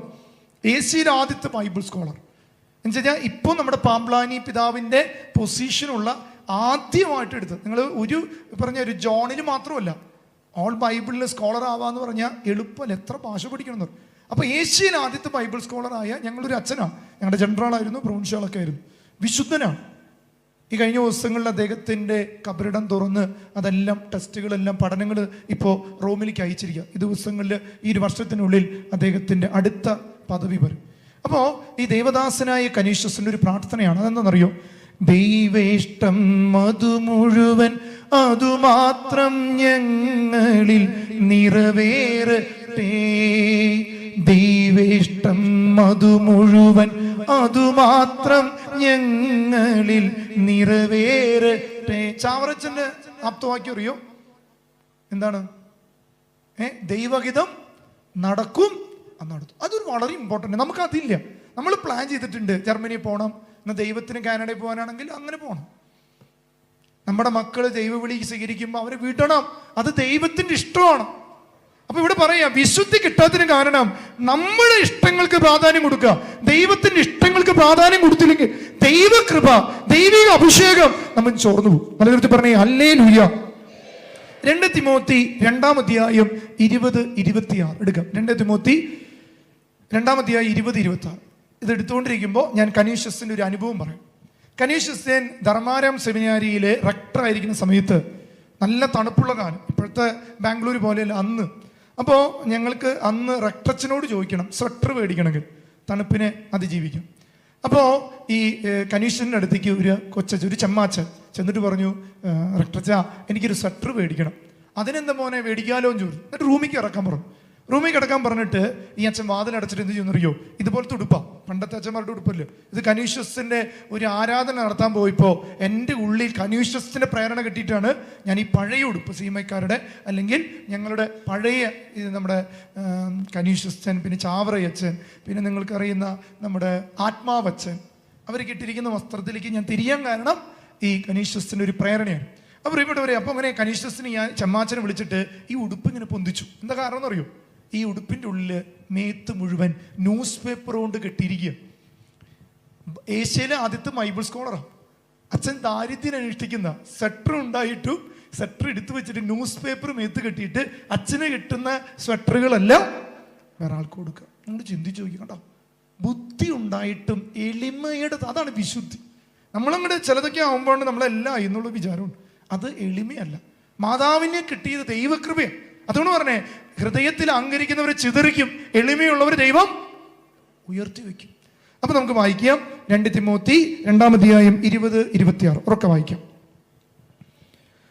ഒരു വലിയ ഭവനത്തിൽ സ്വർണം കൊണ്ടും വെള്ളി കൊണ്ടും തീർത്ത പാത്രങ്ങൾ മാത്രമല്ല, മരം, മണ്ണ് ഇവ കൊണ്ടും തീർത്തവയും ഉണ്ടായിരിക്കും. അവയിൽ ചിലത് മാന്യമായ കാര്യങ്ങൾക്കും ചിലത് മാന്യത കുറഞ്ഞ കാര്യങ്ങൾക്കും ഉപയോഗിക്കുന്നു. ഈ ലോകത്തെ കുറിച്ച് പറയാ, ഈ ലോകത്ത് 2 തരം മനുഷ്യരുണ്ട്. കണ്ടോ, ദൈവം തന്നെ പറയാം, മാന്യമായിട്ട് ദൈവത്തിന് വേണ്ടി ശുശ്രൂഷ ചെയ്യുന്നവരും മാന്യത കുറഞ്ഞതും. അടുത്തിരിക്കുന്നവർക്ക് ശെക്കിൻ്റെ കൊടുത്ത്, നീ മാന്യതയുള്ളതാണോ മാന്യത കുറഞ്ഞതാണോ? ഉത്തരം പറയണ്ട, ചോദിച്ചാൽ മാത്രം മതി. ഉത്തരം പറഞ്ഞാൽ ചിലപ്പോൾ ഒരു കള്ളോ, അപ്പൊ പൂർണ്ണദണ്ഡ വിമോചനം പോവും. അതുകൊണ്ടാ. ഓക്കെ, പറഞ്ഞു. അടുത്ത ഒരുവൻ നികൃഷ്ടമായ അവസ്ഥയിൽ നിന്ന് തന്നെ തന്നെ ശുദ്ധീകരിക്കുന്നുവെങ്കിൽ അവൻ ശ്രേഷ്ഠമായ ഉപയോഗത്തിന് പറ്റിയതും ഗൃഹനായകന് പ്രയോജനകരവും ഏതൊരു നല്ല കാര്യത്തിനും ഉപയോഗയോഗ്യവുമായ വിശുദ്ധ പാത്രമായി മാറും. എന്താണ് ഇത്? ഒരുവൻ നികൃഷ്ടമായ അവന്റെ പാപ അവസ്ഥയിൽ നിന്ന് തന്നെ തന്നെ കുമ്പസാരിച്ച് അവൻ ശുദ്ധീകരിച്ചാൽ അവൻ ശ്രേഷ്ഠമായ കാര്യത്തിന് ഉപയോഗിക്കാന്ന്. അപ്പൊ നമ്മൾ എല്ലാവരെയും ദൈവത്തിന് എന്ത് ചെയ്യാം? ദൈവത്തിന് കരുണ. ഇതാണ് ദൈവത്തിന്റെ കരുണ. എന്നിട്ട് പറയാം ശ്രേഷ്ഠമായ കാര്യത്തിന് ഗൃഹനാഥന് ഉപയോഗിക്കാം. സ്വർഗനാട്ടിലൻ പ്രിയം തീർത്തിടും സ്വന്തം വീട്ടിൽ ചേർന്നിടുവാൻ. അപ്പൻ ആഗ്രഹിക്കുന്നത് ഈ ചിറക് കരിഞ്ഞവരെ കൊണ്ടുവരാൻ നമ്മുടെ ചിറകുകള് ദൈവകരുണയാൽ മുളപ്പിച്ചിരിക്കുക. എന്നിട്ട് പറയാണ്, ഈ പ്രയോജനകരമായ ഉപയോഗ വിശുദ്ധ പാത്രങ്ങളാകണം നിങ്ങൾ. അടുത്തിരിക്കുന്നവർക്ക് ശെക്കിൻ്റെ കൊടുത്തേ. ഇത് പറഞ്ഞേ, ഉറക്കം വരുന്നുണ്ടോ എന്ന് ചോദിച്ചേ. എന്തൊരു ഉറക്കെ ചോദിച്ചേ, ഇത്ര ഉറക്കെ ചോദിക്കാൻ ഞാൻ ഉദ്ദേശിച്ചില്ല. ഓക്കെ, എന്നിട്ട് പറയും വിശുദ്ധ പാത്രമാകണം. അതുകൊണ്ട് യേശു പറഞ്ഞ, we are the temple of God. ദൈവത്തിന്റെ ശരീരം മരിക്കുന്ന ദൈവത്തിന്റെ ആലയമാണ് നമ്മളെന്നറിഞ്ഞു. അതുകൊണ്ട് നമ്മുടെ ശരീരത്തെ നമ്മൾ നശിപ്പിച്ചാൽ ദൈവവും നമ്മളെ നശിപ്പിക്കും. മലയാളത്തിൽ പറഞ്ഞേ ഹല്ലേലൂയ. അതിന്റെ അടുത്ത വരിയാണ് ഏറ്റവും പ്രധാനപ്പെട്ടത്. നമുക്ക് വായിച്ചു കേൾക്കാം. യുവസഹജമായ മോഹങ്ങളിൽ നിന്ന് 2 തിമോത്തിയോസ് 2:20-26 വരെ. 2 തിമോത്തിയോസ്. യുവസഹജമായ മോഹത്തിൽ നിന്ന് ഓടി അകലുക. പരിശുദ്ധ ഹൃദയത്തോടെ കർത്താവിനെ വിളിക്കുന്നവരോട് ചേർന്ന് നീതി, വിശ്വാസം, സ്നേഹം, സമാധാനം എന്നിവയിൽ ലക്ഷ്യം വെക്കുക. നമ്മൾ ഇനി ലക്ഷ്യം വെക്കേണ്ടതാണ്. പലതരം ഉയർത്തി പറഞ്ഞോ, നീതി, വിശ്വാസം, സ്നേഹം, സമാധാനം. ഇതിന് നമ്മൾ ലക്ഷ്യം വെക്കണം. വീടും ജോലിയും കൂലിയും ഒന്നും അല്ല. ഇത് പോയാൽ നിങ്ങളുടെ തലമുറ നശിച്ചു. നിങ്ങളുടെ വീട്ടിൽ നീതിയുള്ള മക്കളില്ലെങ്കിൽ നീതിരഹിതരായ തലമുറകളുണ്ടാവും. 2, വിശ്വാസം ക്ഷയിച്ച പിന്നെ എങ്ങനെ വിശ്വാസം ഉറകൂട്ടും? എന്റെക്കും വീട്ടിലില്ലേ, പ്രാർത്ഥന കാര്യത്തിൽ കിട്ടുന്ന അടിയോളം പരീക്ഷ തോറ്റിട്ട് കിട്ടിയിട്ടില്ല. അതുകൊണ്ട് ഇപ്പോഴും വിശ്വാസമുണ്ട്. നിങ്ങൾ പരീക്ഷ തോറ്റ പിള്ളേരെ അടിക്കും, എന്നാൽ പ്രാർത്ഥനയ്ക്ക് പോയാലും ഒരു തല്ലിലും ഇല്ല, ഒരു വഴക്കുമില്ല. ബൈബിളിൽ തല്ലി പഠിപ്പിക്കണമെന്ന് പിള്ളേരെ പഠിപ്പിച്ചിട്ടുണ്ടോ? ഉണ്ടോ? അതൊന്നും തപ്പിക്കോ. ബൈബിള് പറഞ്ഞിട്ടുണ്ട്. തല്ലണം എന്ന് പറഞ്ഞിട്ടൊരു പുസ്തകം, നല്ല അടി കൊടുക്കണം തന്നെ പറഞ്ഞു. ഈശോ പറഞ്ഞിട്ടുണ്ട്. ശിക്ഷണം നൽകണം എന്ന് പറഞ്ഞിട്ടുണ്ട്. അതുകൊണ്ട് എൻ്റെ അപ്പനമ്മയ്ക്കില്ലേ 5-6 അഗസ്ത്യത്തിന് നമ്മൾ കൈ കഴിക്കുമ്പോൾ അട്ടിയാണ്, അപ്പോൾ പിന്നെയും പൊന്തും. ഇപ്പോഴും ഞാനൊരു ദിവസം സെമിനാരിൽ നിന്ന് വെക്കേഷന് പോയി പറയപ്പെട്ടവരെ വീട്ടിലേക്ക്. അപ്പോൾ വീട്ടിൽ ചെന്നപ്പോൾ നമ്മൾ ഈ വെക്കേഷന് ചെല്ലുമ്പോൾ ഞങ്ങൾക്കൊരു പ്രത്യേകതയുണ്ട്. ഉച്ചതിരിഞ്ഞ് കുർബാന ഉണ്ടെങ്കിൽ അതിന് പോകാൻ തീരുമാനിക്കും. കാരണം രാവിലെ കിടന്ന് മണിയടിക്കുന്ന ഒരു സ്വഭാവം ഇല്ലല്ലോ. സെമിനാരിൽ മണിയടിക്കുമ്പോൾ എഴുന്നേക്കണം. ഇപ്പൊ മണിയടിക്കാത്തത് കൊണ്ട് അവിടെ സുഖമായിട്ട് ഉറങ്ങാം. അപ്പൊ ഞാൻ നോക്കിയപ്പോ ഭയങ്കര കൊന്ത ചെല്ലില് വീട്ടില്. ഞാൻ വിചാരിച്ചത് 7 മണിയായ, രാത്രി 7 മണിക്കാണ് കൊന്ത. ഞാൻ നോക്കുമ്പോഴേ 5 മണിക്ക് അപ്പനും അമ്മ ഇരുന്ന് കൊന്തല്ല ഈ മകന് വേണ്ടിയിട്ട്. ഇപ്പോഴും 5 മണിയാകുമ്പോൾ നമ്മുടെ ഉള്ളൊരു ആന്തല. 86 വയസ്സുള്ള എൻ്റെ അപ്പൻ 5 മണിക്ക് വീട്ടിൽ നിന്ന് കൊന്ത ചെല്ലുമ്പോൾ ഞാൻ എങ്ങനെ ഉറങ്ങും? വിശ്വാസം അവരെന്നെ നിർബന്ധിച്ചിട്ടില്ല 5 മണിക്ക് എനിക്ക് കൊന്തയല്ല. അവരെ കണ്ട അന്നു മുതൽ എൻ്റെ ഉള്ളിൽ എൻ്റെ മാതാപിതാക്കള് കൊളുത്തിയ ദീപം ഉള്ളിലുണ്ട്. അതുകൊണ്ട് പ്രിയപ്പെട്ടവരെ, പ്രാർത്ഥിക്കടാ കുമ്പസാരിക്കടാ എന്ന് പറയാതെ അതൊന്ന് പരിശീലിപ്പിക്കുന്ന കാണിച്ചു കൊടുക്കാൻ പറ്റും. വൃക്ഷത്തിൽ നിന്ന് ഫലത്തിൽ നിന്ന് വൃക്ഷത്തെയും. നിങ്ങൾ സകല പ്രേമം നടത്തി കുമ്പസാരിക്കേണ്ട നടക്കും, പിന്നെ പിള്ളേർ പ്രേമിക്കേണ്ടിരിക്കുമോ? എല്ലാ പിള്ളേരോടും പറയുക, അപ്പനമ്മയും പ്രേമിച്ചത് കൊണ്ടല്ല നിങ്ങൾ പ്രേമിക്കണേ. ചിലത് അതാണ് കാരണം, ചിലത് എല്ലാത്താന്നും പറയില്ല. നല്ല മാതാപിതാക്കളുടെ മക്കൾക്കുണ്ടാവും, എന്നാൽ ശ്രദ്ധിക്കണം. ഇവിടെ പറയാണ്, ഈ വചനം പറയാണ്, കർത്താവിന്റെ ദാസൻ കലഹപ്രിയനാകരുത്, എല്ലാവരോടും സൗമ്യതയോടും യോഗ്യമായ അധ്യാപകനും ക്ഷമാശീലനുമായിരിക്കും. ഇതാണ് പ്രിയപ്പെട്ടവരെ ഒന്നാമത്തെ കാര്യം. അപ്പോൾ ദൈവേഷ്ടം നടത്തുന്നവൻ ദൈവീക കാര്യങ്ങൾ. മൂന്നാമത്തെ എടുക്കാം, നമ്മുടെ വിശുദ്ധ ജീവിതം നമുക്ക് ചുറ്റുമുള്ള ആൾക്കാർക്ക് ദൈവമഹത്വം നിറയും. ഒരു ക്രിസ്ത്യാനി ഒരു നാട്ടിൽ ജീവിക്കുന്ന ഒരു അനുഗ്രഹമാകണം. ആണോ? ഇടുക്കിക്കാർക്ക് നിങ്ങളൊരു അനുഗ്രഹമാണോ? അടുത്തിരിക്കുന്ന ഒരു ചെക്കിൻ്റെ കൊടുത്ത് അയൽവക്കക്കാർക്ക് നീ ഒരു അനുഗ്രഹമാണെന്ന് ചോദിച്ചാൽ, എൻ്റെ വീട്ടുകാർക്ക് ഇനിയില്ല, പിന്നെയാണ് നാട്ടുകാർക്ക്. കിട്ടിയോ? അത് ലത്തീനായാലും സീറോ മലബാർ ആയാലും മലങ്കര ആയാലും നീ ഒരു അനുഗ്രഹമാകണം. അതാണ് വിശുദ്ധിയുടെ മൂന്നാമത്തെ ഘട്ടം. 1 പത്രോസ് 2-ാം അധ്യായം 9 മുതലുള്ള വാക്യങ്ങളൊന്ന് വായിക്കാം. 1 പത്രോസ് 2:9 മുതൽ. നിങ്ങൾ തിരഞ്ഞെടുക്കപ്പെട്ട വംശവും രാജകീയ പൗരോഹിത്യവും വിശുദ്ധ ജനവും ദൈവത്തിന്റെ സ്വന്തം ജനവുമാണ്. അതിനാൽ അന്ധകാരത്തിൽ നിന്ന് തന്റെ അത്ഭുതകരമായ പ്രകാശത്തിലേക്ക് നിങ്ങളെ വിളിച്ചവന്റെ നന്മ നിങ്ങൾ പ്രകീർത്തിക്കണം. ഈ നാട്ടിൽ ഒരു ക്രിസ്ത്യാനി ജീവിക്കുമ്പോ അതൊരു കൃപയാകണം. എൻ്റെ വീട്ടിൽ ഞാൻ കണ്ടിട്ടുണ്ട് പ്രിയപ്പെട്ടു, എൻ്റെ വീടിന്റെ അപ്പുറത്ത് ആശേരിമാരുടെ വീടാണ്. ആശേരിമാരുടെ വീട്. അപ്പോ എൻ്റെ അപ്പനെ എല്ലാ ദിവസവും 1-ാം തീയതി അവർ വീട്ടിൽ കയറ്റും. കുർബാന കഴിഞ്ഞ് വരുന്ന എൻ്റെ അപ്പനെ വീട്ടിൽ. അപ്പൊ ഞാൻ അപ്പനോട് ചോദിച്ചു, അപ്പൻ വല്ല ആവശ്യമുണ്ടോ ഈ 1-ാം തീയതി അവിടെ പോയി ചായ കുടിക്കണം? അപ്പം പറഞ്ഞു, അത് അവരുടെ ഒരു അങ്ങനെ ക്രിസ്ത്യാനി അവരുടെ വീട്ടിൽ കയറിയ. കേട്ടിട്ടുണ്ടോ നിങ്ങളിത്? പഴമക്കാർക്ക് അറിയാം. കേട്ടിട്ടുണ്ടോ? കേട്ടിട്ടില്ലേ? നിങ്ങളുടെ നാട്ടിലൊന്നുമില്ല? നിങ്ങളുടെ നാട്ടിൽ ശരിമാര് അവർക്ക് അങ്ങനെയുണ്ട് ഒരു ഐശ്വര്യം എന്ന് പറയണം. ഇന്ന് നമ്മളെ വിളിച്ച് കയറ്റൂ, ചിലപ്പോൾ നമ്മളെ സൈഡിൽ കൂടെ പോകുമ്പോൾ അലടക്കി വരും. എൻ്റെ പ്രിയപ്പെട്ട ഒരു ക്രിസ്ത്യാനിയുടെ മഹത്വം ക്രിസ്ത്യാനി കളയരുത്. നമ്മൾ തന്നെയാണ് നമ്മുടെ മഹത്വം കളയണം. നമുക്കൊരു കൂട്ടായ്മയില്ല, ഭിന്നിപ്പുണ്ടാകും നമ്മളേ ഉള്ളൂ അല്ലേ? പെരുന്നാളിന് തല്ലിക്കൂടുന്നത് മറ്റു മതക്കാരാണോ നമ്മളാണോ? തല്ലുകൂടാൻ അവസരം ഉണ്ടാക്കുന്ന ആരാ? അതിൻ്റെ കഴിഞ്ഞിട്ട് ആ പെരുന്നാൾ കഴിഞ്ഞ് അതിൻ്റെ മീറ്റിങ്ങിന് പോകുമ്പോൾ അതിൻ്റെ അടുത്ത അടി, ഓണത്തിൻ്റെ വടംവലി കഴിഞ്ഞ് അതിൻ്റെ അടി, ഈ എല്ലാ അടിയും കഴിഞ്ഞിട്ട് നമുക്ക് പിന്നെ പ്രാർത്ഥിക്കാൻ സമയമില്ല. ഞാൻ കണ്ടിട്ടുണ്ട് സഭയിൽ തന്നെ ചില മൂവ്മെന്റുകളുണ്ട്. ഒന്നാണ് സഭയിലല്ല, സഭയിലുള്ള മനുഷ്യർക്ക് ഒന്ന് അടിച്ചു പൊളിക്കുന്നൊരു കാലം, അത് കഴിഞ്ഞ് പിന്നെ നോമ്പ് കാലം, കഴിഞ്ഞ് പിന്നെ അടുത്ത അടിച്ചുപൊളിക്കാലം. ഈ അടിച്ചുപൊളിക്കാനാണ് കൂടുതൽ. നിങ്ങൾ അറിയണേ, നമ്മുടെ അഭിഷേകം നമ്മൾ കൃപ വരും. നാളെ തൊട്ട് പിന്നെ അടുത്ത പെരുന്നാൾ തുടങ്ങും അഭിഷേകങ്ങൾ. അതുകൊണ്ട് യേശു പറയേ, ഞാൻ നട്ടെങ്കിൽ ഞാൻ വളർത്തുന്ന പോലെ വളരണം. ഞാൻ ഒരു ദിവസം കൊയ്തെടുക്കുമ്പോ വിളവുണ്ടാകണം. വചനം പറയാം, നമുക്കൊന്ന് വായിക്കാം. നിങ്ങൾ തിരഞ്ഞെടുക്കപ്പെട്ട വംശവും രാജകീയ പൗരോഹിത്യമാണ്. ഈ അച്ഛന്മാരെ കുറിച്ചല്ല പറയണേ, മാമോദിസ മുങ്ങി എല്ലാവരും രാജാവിന്റെ മക്കളാ. പാടില്ലേ? രാജാക്കന്മാരുടെ രാജാവേ നിങ്ങളുടെ വീട്ടിൽ ഈ രാജ്യം വന്നില്ലെങ്കിൽ നാട്ടിൽ വരൂ ഇത്. അതുകൊണ്ട് പ്രിയപ്പെട്ടവർ പറയാം, നിങ്ങൾ രാജകീയ പൗരോഹിത്യ ഗണവും വിശുദ്ധ ജനവും ദൈവത്തിന്റെ സ്വന്തം ജനമാണ്. അതിനാൽ അന്ധകാരത്തിൽ തന്റെ അത്ഭുതകരമായ പ്രകാശത്തിലേക്ക് നിങ്ങളെ വിളിച്ചവന്റെ നന്മ പ്രകീർത്തിക്കണം. മുൻപ് നിങ്ങൾ ഒരു ജനമായിരുന്നില്ലേ, ഇപ്പോൾ നിങ്ങൾ ദൈവത്തിന്റെ ഇപ്പോൾ നിങ്ങൾ ദൈവത്തിന്റെ ജനമായിരിക്കുന്നു. മുൻപ് നിങ്ങൾക്ക് കരുണ ലഭിച്ചിരുന്നില്ലേ, ഇപ്പോൾ നിങ്ങൾക്ക് കരുണ ലഭിച്ചിരിക്കുന്നു. പ്രിയപ്പെട്ടവരെ, നിങ്ങളുടെ ആത്മാവിനെതിരായി പോരാടിക്കൊണ്ടിരിക്കുന്ന ശാരീരിക പ്രവണതകളിൽ നിന്ന് പരദേശികളും വിപ്രവാസികളും എന്ന നിലയിൽ ഒഴിഞ്ഞു നിൽക്കാൻ നിങ്ങളോട് ഞാൻ അപേക്ഷിക്കുന്നു. പൗലോസ്ലീഹ പറയാ ഈ എല്ലാ സുഖലൂലപത, മദ്യലഹരി, അവിഹിതം, എന്നിട്ട് പറയാ അച്ഛാ പ്രാർത്ഥിക്കാൻ പറ്റണില്ല. എപ്പോഴും ഓർക്കുക. കാരണം എന്താ അറിയോ? ശരീരം ദൈവത്തിന്റെ ആലയമാകുന്നു. ആ അഭിഷേകം പുറത്തു വരും. അതുകൊണ്ട് പറയണേ, പുറത്തുള്ളവനേക്കാൾ ശക്തനാണ് അകത്തുള്ളവൻ, ദൈവത്തിന്റെ ആത്മാവ്. എന്നിട്ട് പറയാ നിങ്ങൾ ഒഴിഞ്ഞു നിൽക്കാൻ നിങ്ങളോട് ഞാൻ അപേക്ഷിക്കുന്നു. വിജാതിരുടെ ഇടയിലുള്ള നിങ്ങളുടെ പെരുമാറ്റം നന്നായിരിക്കട്ടെ.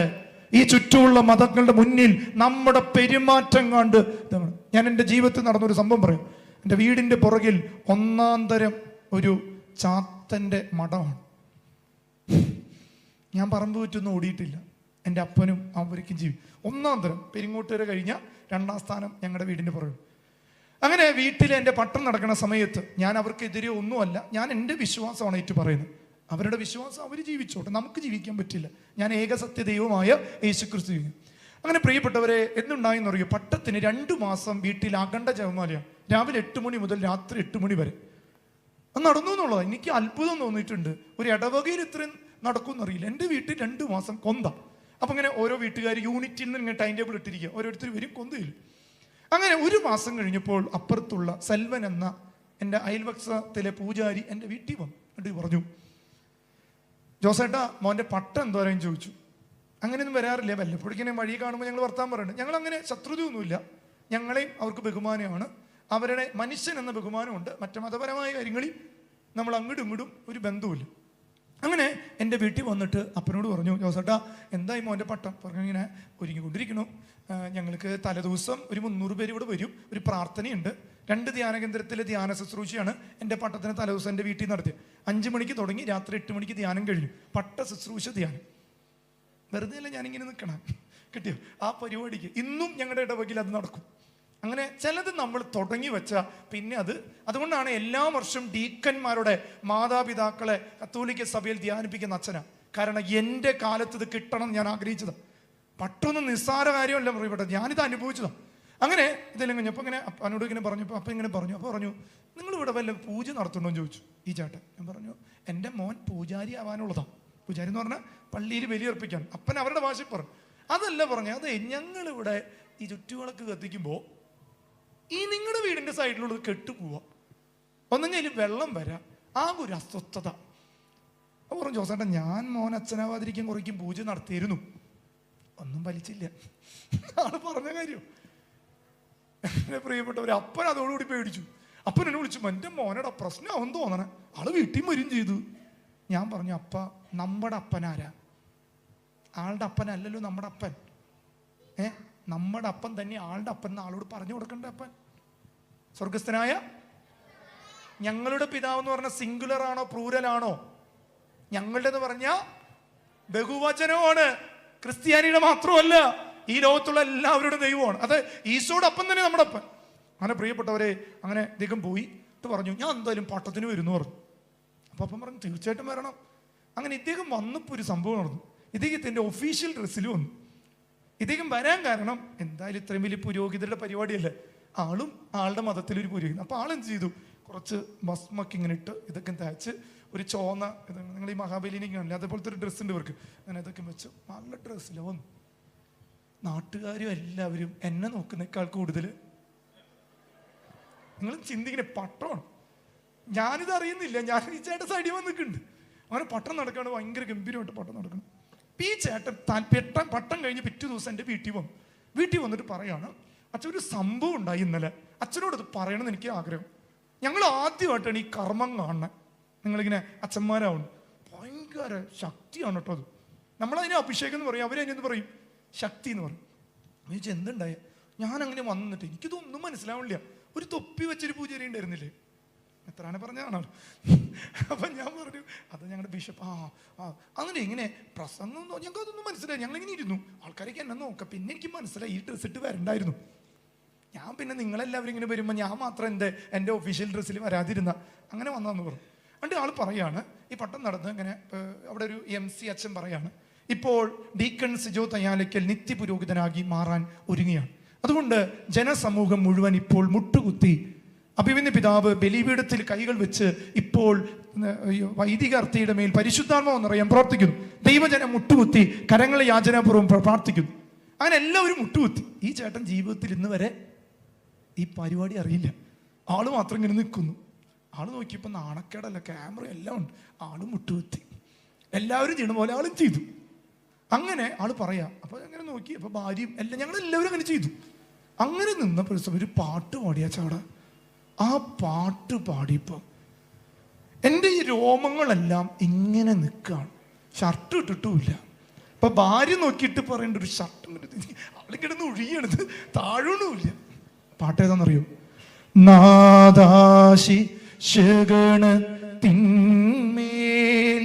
വന്നു നിറഞ്ഞു വസിച്ചവനാ ആശ്വാസക പരിശുദ്ധാത്മാ ആരാധകരിലിറങ്ങട്ടെ, ആരാധകരിലിറങ്ങട്ടെ.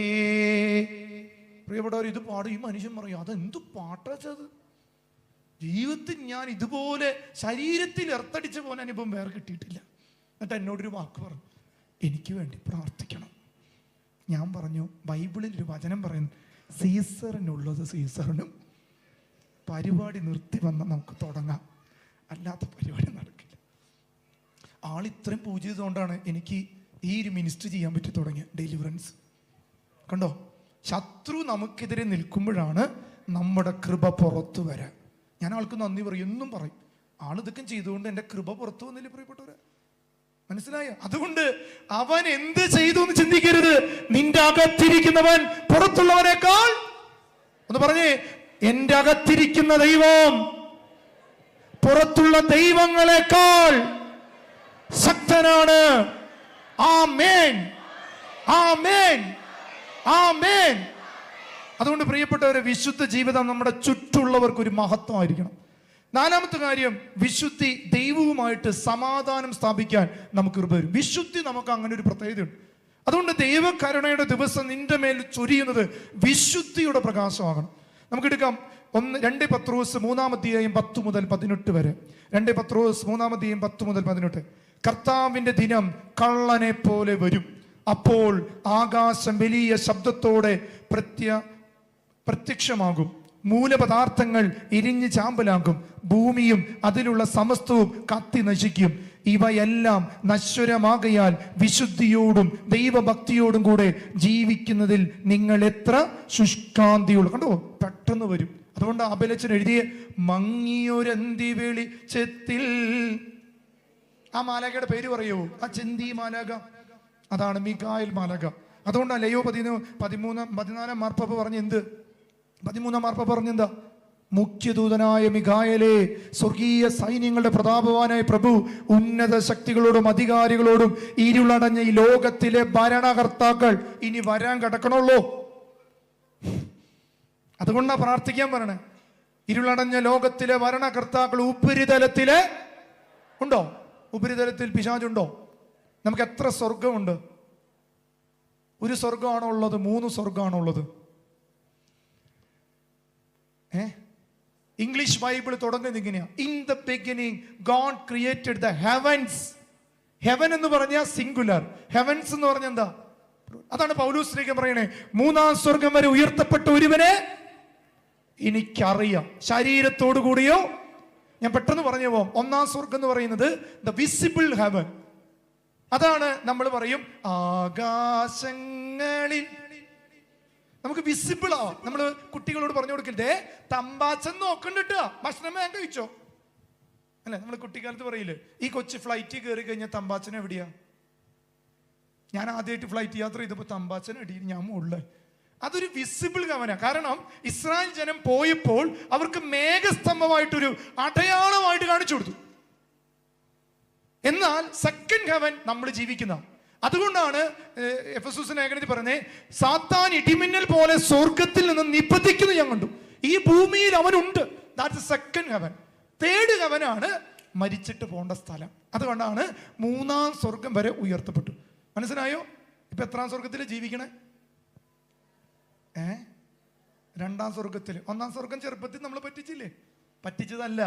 ഈ ദൈവത്തിന്റെ ഇതല്ല, കരവേലയാണ്. നമ്മൾ പറയാം ദൈവത്തിന്റെ കരവേലയാണ് സ്വർഗം, അല്ലെ? ഞാനിങ്ങനെ ഈ ഒരു സ്ഥലത്ത് എനിക്ക് പറഞ്ഞാൽ സ്വിറ്റ്സർലാൻഡിൽ പോയപ്പോ മഞ്ഞിന്റെ അടുത്ത് പോയി.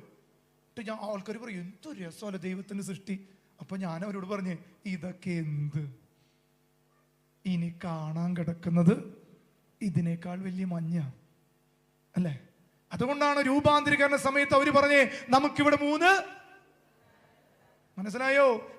നമുക്ക് എത്ര കൂടാരങ്ങളുണ്ട്? നമുക്കൊരു കൂടാരം പള്ളിയിൽ ഉണ്ടാകണം, സക്രാരുടെ മുന്നിൽ ഒരു കൂടാരം കെട്ടണം, വീട്ടിൽ പ്രാർത്ഥന മൂടി ഒരു കൂടാരം കെട്ടണം. നമ്മുടെ പ്രാർത്ഥന ഒരു TV സാധനമുണ്ട്, എവിടെ കൂടാരം കെട്ടണം? എന്നിട്ട് ബിഗ് ബോസ് ഇരുന്ന് കാണും. നഷ്ടമുണ്ട്. എല്ലാം നിങ്ങൾക്കൊരു ബോസുള്ളൂ കേട്ടാ. ആ ബോസിനെ വിട്ട് വേറെ ബോസിനെ കണ്ടിട്ട് ഒരു കാര്യമില്ല. Hallelujah, hallelujah. അഭിഷേകത്തോട് പറഞ്ഞേ ഹല്ലേലൂയ. അതുകൊണ്ട് പ്രിയപ്പെട്ടവരെ, അതുകൊണ്ട് കള്ളനെ പോലെ വരുന്നതിന് മുമ്പ് നമ്മൾ ദൈവത്തിന്റെ ഈ സിംഹാസനത്തെ കാണണം. 5ാമത്തെ കാര്യമാണ് ഒരു വിശുദ്ധ ജീവിതം ദൈവത്തെ പ്രസാദിപ്പിക്കുവാൻ കൃപ കിട്ടും. അതാണ് ഫലം പുറപ്പെടുവിക്കാം. ഒരു വിശുദ്ധ ജീവിതം നയിക്കുന്നവർക്ക് ഫലം പുറപ്പെടുവിക്കാൻ പറ്റും, വെറുതെ ആവില്ല. ഞാൻ ഈ അൽഫോൺസമ്മയുടെ സീരിയൽ പണ്ട് എനിക്ക് തോന്നുന്നു ഷാലോം TV-ലാന്ന് തോന്നുന്നു, ഞാൻ കണ്ടിട്ടില്ല. നിങ്ങൾ വല്ലവരും കണ്ടിട്ടുണ്ടോ അൽഫോൺസമ്മയെ കുറിച്ചിട്ട്? ഞാനൊരു 5ാം ക്ലാസ് പെൺകുട്ടിയെ പരിചയപ്പെട്ടു. 5ാം ക്ലാസ്സിൽ പഠിക്കുന്ന ഒരു പെൺകുട്ടി. ഇവള് ഈ അൽഫോൺസമ്മയുടെ സീരിയൽ കണ്ടിട്ട് കിടന്നുറങ്ങുന്നത് എങ്ങനെയാണെന്ന് അറിയും? കരിങ്കല്ല് വെച്ചിട്ട്. ഇവളുടെ അമ്മേൻ്റെ അടുത്ത് കൊണ്ടുവന്നിട്ട് പറഞ്ഞു, അച്ഛാ അൽഫോൺസമ്മയുടെ വിശുദ്ധി കണ്ടിട്ട് ഈ കൊച്ച് തലോണയ്ക്ക് പകരം കരിങ്കല്ല് വയ്ക്കും. 5ാം ക്ലാസ് വരെ നമ്മളെത്ര സീരിയൽ കണ്ടിട്ടുണ്ട്. ലോകത്തിന്റെ സീരിയലിലേക്കും കൃത്യമായിട്ട് അഭിനയിക്കുന്നുണ്ട്. ഒരിക്കലും ഒരു മോള് വന്നിട്ട് പറയാം എൻ്റെ അമ്മയുടെ കണ്ണും പരസ്പരത്തിലെ അമ്മായിമ്മയുടെ കണ്ണും ഒരുപോലെ. എനിക്കിത് പരസ്പരം എന്താണെന്ന് മനസ്സിലായില്ല. എന്തൊക്കെ സീരിയലില്ലേ, കറുത്ത് മുത്ത് പരസ്പരം. അമ്മ പരസ്പരം കാണുമ്പോൾ മോളും പൊക്കിളി ഡ്രൈവറുമായിട്ട് പരസ്പരം, മോളിന്ന് പരസ്പരം ഒത്തിരി നടക്കും വീട്ടിൽ. അത് കഴിഞ്ഞ് അച്ഛൻ്റെ അടുത്ത് വരുമ്പോൾ പരസ്പരം ബന്ധമില്ലാത്ത കാര്യങ്ങളായിരിക്കും നിങ്ങൾക്ക് പ്രാർത്ഥിക്കാൻ ഉണ്ടാവുള്ളൂ. അതുകൊണ്ട് പ്രിയപ്പെട്ടവർ, നമ്മുടെയൊക്കെ പ്രാർത്ഥന സമയങ്ങൾ ഒന്നെങ്കിൽ സീരിയലിന് മുമ്പ്, അല്ലെങ്കിൽ നമ്മൾ ഡോക്ടർമാരുടെ അടുത്ത് നിന്ന് കിട്ടാറുള്ളൂ എന്ത്, ഒന്നെങ്കിൽ ഭക്ഷണത്തിന് മുമ്പ്, ഭക്ഷണത്തിന് ശേഷം മരുന്ന്. അപ്പം അതുപോലെയാണ് ചില ഒരു അമ്മച്ചി അപ്പച്ചൻ എൻ്റെ അടുത്ത് വന്നിട്ട് പറഞ്ഞു, അച്ഛാ എൻ്റെ ഭാര്യ എപ്പോഴും സീരിയലിന് അഡിക്റ്റാണ്. ഞാൻ ചേച്ചീനെ ഉപദേശിച്ചു, ചേച്ചി എടുക്കാവുന്ന ഏറ്റവും വലിയ നോമ്പാ നിൽക്കുമ്പോൾ. അങ്ങനെ ഒരു ദിവസം വീട്ടിൽ ചെന്നപ്പോൾ അപ്പച്ചൻ സീരിയലിൽ ഇരുന്ന് കാണുന്നു. ഞാൻ പറഞ്ഞു, അപ്പച്ചൻ പറഞ്ഞിട്ട് ചേച്ചീനെ ഉപദേശിച്ച് ചേച്ചി സീരിയൽ നിർത്തി. അച്ഛൻ എനിക്ക് സീരിയൽ കാണാൻ ഇഷ്ടമൊന്നുമില്ല, രാഹുൽ വരുമോന്നൊരു സംശയം, അവൻ എവിടേക്ക് പോകും, കാരണം ഇങ്ങനെ കത്തിയും പിടിച്ചിങ്ങനെ നിന്ന് ബ്രേക്ക്. പിന്നെ നാളെയാണ് അതിൻ്റെ ക്യൂരിയോസിറ്റി. നിങ്ങൾക്ക് ബൈബിൾ വായിക്കുമ്പോൾ ഇതുപോലെ ക്യൂരിയോസിറ്റി തോന്നിയിട്ടുള്ളൊരു കൈവയ്ക്ക് ഒറ്റാളില്ല. എന്താ ക്യൂരിയോസിറ്റി? ഞങ്ങളിങ്ങനെ നെറ്റിൽ നോക്കും ഏത് വചനം വായിച്ചാലാണ് ജർമ്മനി പോകാൻ പറ്റുക, ഏത് വചനത്തിലെ കാനഡ. ഒരു ചേച്ചിനോട് പറയാം, അച്ഛാ കിണറിൽ വെള്ളം കിട്ടാനുള്ള വചനം ഉണ്ടോ? ഞാൻ പറഞ്ഞു, ആത്മാവിൽ വെള്ളം ഉണ്ടെങ്കിൽ അത് തരാനുള്ള വചനമുണ്ട്, കിണറ്റിൽ വെള്ളം കിട്ടാൻ വചനം വേണം. അതുകൊണ്ട് ബൈബിൾ വായിക്കണ്ടേ, കൊച്ചു കൊച്ചു പുസ്തകമുണ്ട് കിണറ്റിൽ വെള്ളം കിട്ടുന്ന വചനം. ചിലതൊക്കെ എല്ലാം നല്ലതാണോ എന്ന് എനിക്കറിയില്ല. നമ്മളെല്ലാം വായിക്കില്ല. നമ്മളെന്താ പറയുക, ഒറ്റ വചനം വായിക്കുക, അതിൻ്റെ മുകളിലുള്ളൂ. നിങ്ങൾക്ക് പുറപ്പാട് 15:26 അല്ലേ? നമ്മളെപ്പോഴും പറയുന്നതാ, ഞാൻ നിന്നെ, അതിന് മുകളിൽ 4-5 കാര്യമുണ്ട്, അത് വായിച്ചാൽ തന്നെ ചങ്കുപൊളി. ഒന്ന് വായിച്ചു നോക്കാം. പുറപ്പാട് 15:20. നമ്മൾ ഈ അവസാനത്തെ വരി മാത്രമേ അറിയുള്ളൂ. നീ കർത്താവ് നിന്നെ സുഖപ്പെടുത്തണമെങ്കിൽ അതിന് ചില നിബന്ധനകളുണ്ട്. വലിയൊരു വചന, നമുക്കൊന്ന് വായിച്ചേക്കാം. പുറപ്പാട് 15:26. അവിടുന്ന് അവരെ പരീക്ഷിച്ചു. അവിടുന്ന് ആദ്യം അവരെ പരീക്ഷിച്ചു. രോഗങ്ങൾ ചിലർക്ക് പരീക്ഷണം. എന്താണ് ചെയ്തേ? അവിടുന്ന് അരുൾ ചെയ്തു, നീ നിന്റെ ദൈവമായ കർത്താവിന്റെ സ്വരം ശ്രദ്ധാപൂർവം ശ്രവിക്കുകയും അവിടുത്തെ ഒന്നാം പ്രമാണം കൃത്യമാകണം, സൗഖ്യം കിട്ടണം. നിന്റെ ദൈവമായ കർത്താവിന്റെ വചനം ശ്രദ്ധാപൂർവം നീ കേൾക്കണം. രണ്ടാമത്തത്, അവിടുത്തെ ദൃഷ്ടിയിൽ ശരിയായത് പ്രവർത്തിക്കുകയും. നാട്ടുകാരുടെ മുന്നിൽ ഭയങ്കര പുണ്യവാനും പുണ്യവതിയാണ്, എന്നാ ദൈവത്തിന് മുന്നിൽ കള്ളന്മാരായിരിക്കും. അടുത്തിരിക്കുന്ന ഒരു ചെക്കിൻ്റെ കൊടുത്ത്, നാട്ടിൽ പ്രമാണി ദൈവത്തിന്റെ സന്നിധി അതൗതിയാണോ ചോദിച്ചത്. അവിടെ പോയിട്ട് പ്രിയപ്പെട്ടവരെ, ഞാൻ പറഞ്ഞില്ലേ, ഞാനൊരു ദിവസം ഇങ്ങനെ ഒരു സ്വപ്നം കാണാൻ പ്രിയപ്പെട്ടവർ. 2-3 സ്വപ്നം അങ്ങനെ കണ്ടിട്ട് ഞാൻ പേടിച്ച് എഴുന്നേറ്റിട്ടുണ്ട്. ഒന്നാമത്തെ സ്വപ്നം, ഞാൻ മരിച്ചു കഴിഞ്ഞിട്ട് ഞാനിങ്ങനെ അന്ത്യവിധിയുടെ അടുത്ത് പോയി നിൽക്കുക. അപ്പോൾ ദൈവം പത്രോസ് പറഞ്ഞു, father Siju Thayyalakkal Jerusalem assistant director ഉണ്ടോ? അപ്പോൾ ഞാൻ പറഞ്ഞു ഉണ്ട്, വാ അടുത്ത ഇന്ത്യ. കയറി വന്നപ്പോൾ ഞാൻ ആഫ്രിക്കയിൽ ജനിപ്പിച്ച ആഫ്രിക്കക്കാരെ അവിടെ ഇരിപ്പുണ്ട്. കേരളത്തിൽ പല സ്ഥലത്ത് ധ്യാനിപ്പിച്ചവരുണ്ട്. യൂത്ത് മൊത്തം ഞങ്ങളുടെ അച്ഛൻ എന്തായാലും അച്ഛൻ സ്വർഗത്തിലേക്ക് ആയിരിക്കും. ഞാനും ആ പ്രതീക്ഷയിൽ ഓടി വരണം, ഓടി കയറി വന്നിങ്ങനെ സ്റ്റേജിൽ നിൽക്കാം. ജീവന്റെ പുസ്തകത്തിൽ ചില ഭാഗത്ത് കാണാനില്ലല്ലോ. ഉണ്ടാവും, ശരിക്കും ഉണ്ടാവും. കാരണം എനിക്ക് ഇല്ലെന്ന് പറയാൻ പറ്റൂ. ഈ ഇരിക്കുന്ന ജനം മുഴുവൻ ഞാൻ ധ്യാനിപ്പിച്ചവരാ. പ്രത്യാശ നമ്മെ എനിക്ക് ദൈവത്തിലല്ല നിങ്ങളിലാ.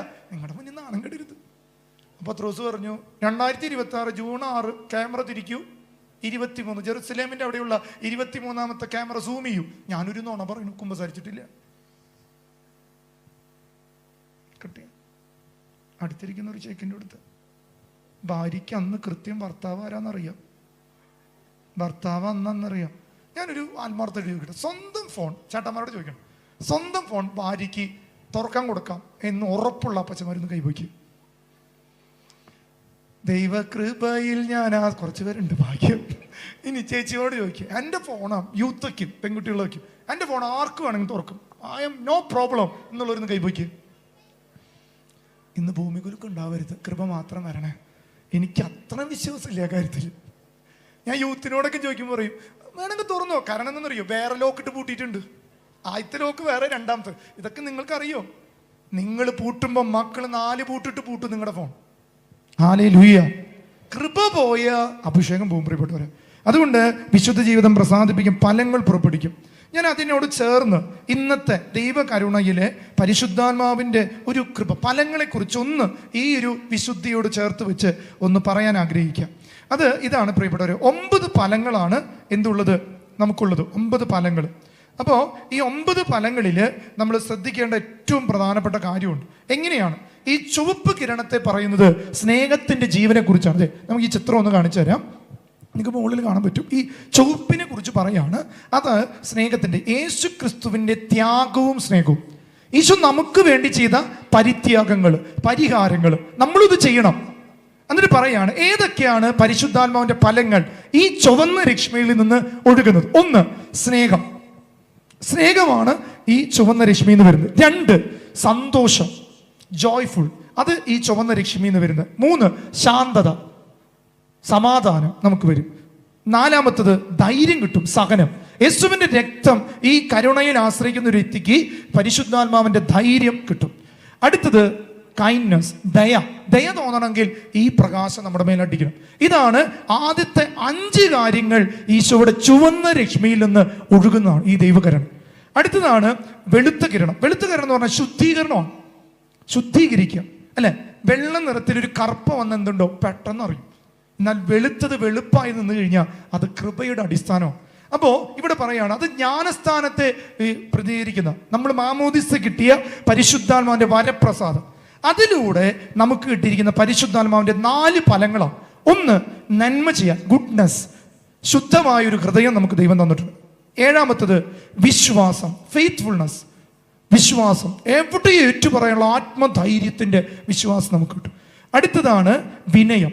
വിനയം കിട്ടിയിരിക്കുന്ന ഈശോയുടെ ഈ വെള്ള പ്രകാശത്തിൽ നിന്നാണ്. 9 സെൽഫ് കോൺഫിഡൻസ്, ധൈര്യത്തോടെ നിൽക്കാൻ. അതുകൊണ്ട് പ്രിയപ്പെട്ടവരെ, ഈ മാർപ്പാപ്പ തുർക്കിയിൽ പോയിരുന്നു. നിങ്ങൾ അറിഞ്ഞിരുന്നോ? നമ്മുടെ വിശ്വാസ പ്രമാണത്തിന്റെ ഇത്രയും വർഷം തികഞ്ഞതിന്റെ കാര്യത്തിന്. അപ്പോൾ അവർ പറഞ്ഞു ഇതിപ്പോൾ മോസ്കാണ് അല്ലേ, നമ്മുടെ പള്ളിയായിരുന്നു കേട്ടോ. നമുക്ക് മക്കളിൽ നിന്നും ആയില്ലെങ്കിൽ, നമ്മുടെ വിശ്വാസം മര്യാദയ്ക്ക് ഇല്ലെങ്കിൽ എല്ലാ പള്ളിയിലും അല്ല, എന്ത് വലിയ പള്ളിയാണ്, നല്ല പള്ളി. ഞാനവിടെ ഇന്നലെ പിന്നെ ഞാനൊക്കെ പോയിരുന്നു പ്രാർത്ഥിച്ചു. അതൊക്കെ വെറുതെയും, അതൊക്കെ ഇപ്പൊ അവർ പറയുന്നത് ഞങ്ങൾ പള്ളി പണിയണില്ല, നിങ്ങൾ പണിതിട്ടുണ്ടല്ലോ, കുറച്ച് കഴിയുമ്പോൾ നിങ്ങൾക്ക് ആരും ഉണ്ടാവില്ല, ഞങ്ങൾ പിന്നെ അത് ഞങ്ങളുടെ ആക്കിയുണ്ട്. മനസ്സിലായോ? നമ്മുടെ അവസ്ഥ അങ്ങനെയാണ്, ക്രിസ്ത്യാനിറ്റിയുടെ അവസ്ഥ അങ്ങനെ പോകണം. പ്രിയപ്പെട്ടവരെ, അങ്ങനെ ഈ പള്ളിയിൽ ചെന്നപ്പോൾ അവർ പറഞ്ഞു ഞങ്ങൾക്ക് പ്രാർത്ഥിക്കേണ്ട സമയമാണ്. അപ്പോൾ മാർപ്പാപ്പ പറഞ്ഞു നിങ്ങൾ പ്രാർത്ഥിച്ചോ, എൻ്റെ ദൈവമാണ് ഏകദൈവം, സത്യദൈവം.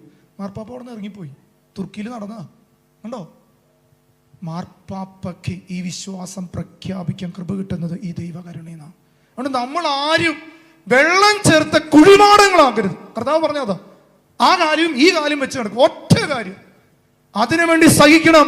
അവിടെയാണ് ഉന്നത കരുണ, ദൈവകരുണ, മഹാകരുണ, ദൈവകരുണ, അത് നമ്മുടെ ഹൃദയത്തിലേക്ക് ചൊരിയപ്പെടാം. അല്ലാതെ ദൈവം നോക്കുന്നത് നീതിമാന്റെ പ്രാർത്ഥനയ്ക്ക് മുന്നിൽ, വെള്ളം ചേർക്കാത്ത ജീവിതങ്ങളുടെ മുന്നിൽ, വെള്ളയായ വിശുദ്ധ ജീവിതങ്ങളുടെ മുന്നിൽ കൃപ വരും. അതുകൊണ്ട് പ്രിയപ്പെട്ടവരെ, ഈ പരിശുദ്ധാത്മാവിന്റെ ഫലം കിട്ടാൻ ഈ രാത്രിയിൽ നിങ്ങൾ ശക്തമായിട്ട് പ്രാർത്ഥിക്കണം. പലവരുത്തി പറഞ്ഞേ ഹല്ലേലൂയ. അടുത്തത് പ്രിയപ്പെട്ടവരെ, നമ്മൾ വിശുദ്ധ ജീവിതം നയിക്കുമ്പോൾ ഈ 5 കാര്യങ്ങൾ നമുക്ക് കിട്ടും. മറ്റൊരു കാര്യം പെട്ടെന്ന് ഞാൻ പറഞ്ഞു പോവാണ്. ഇവിടെ ഇങ്ങനെ നിങ്ങൾക്ക് വേണ്ടി പ്രാർത്ഥിച്ചപ്പോൾ കർത്താവ് പറഞ്ഞ എത്ര തരം കൃപകളുണ്ട് അത് നിങ്ങൾ മനസ്സിലാക്കണം. നമുക്ക് ഓൾറെഡി കൃപ കിട്ടിയിട്ടുള്ളവരാ. അതുകൊണ്ട് കൃപയെ ഉജ്ജ്വലിപ്പിക്കുന്ന അവസ്ഥയിലേക്ക് വരണം. നമ്മളെല്ലാവരും പറയാ പ്രാർത്ഥിക്കാൻ പറ്റണില്ല. ദൈവത്തെ സ്നേഹിക്കാൻ പറ്റുന്നവരെന്ന് കൈവയ്ക്ക്. എനിക്ക് ദൈവത്തെ സ്നേഹിക്കാൻ പറ്റുന്നുണ്ട്. അവർക്ക് ആർക്കും പ്രാർത്ഥിക്കാതിരിക്കാൻ പറ്റില്ല.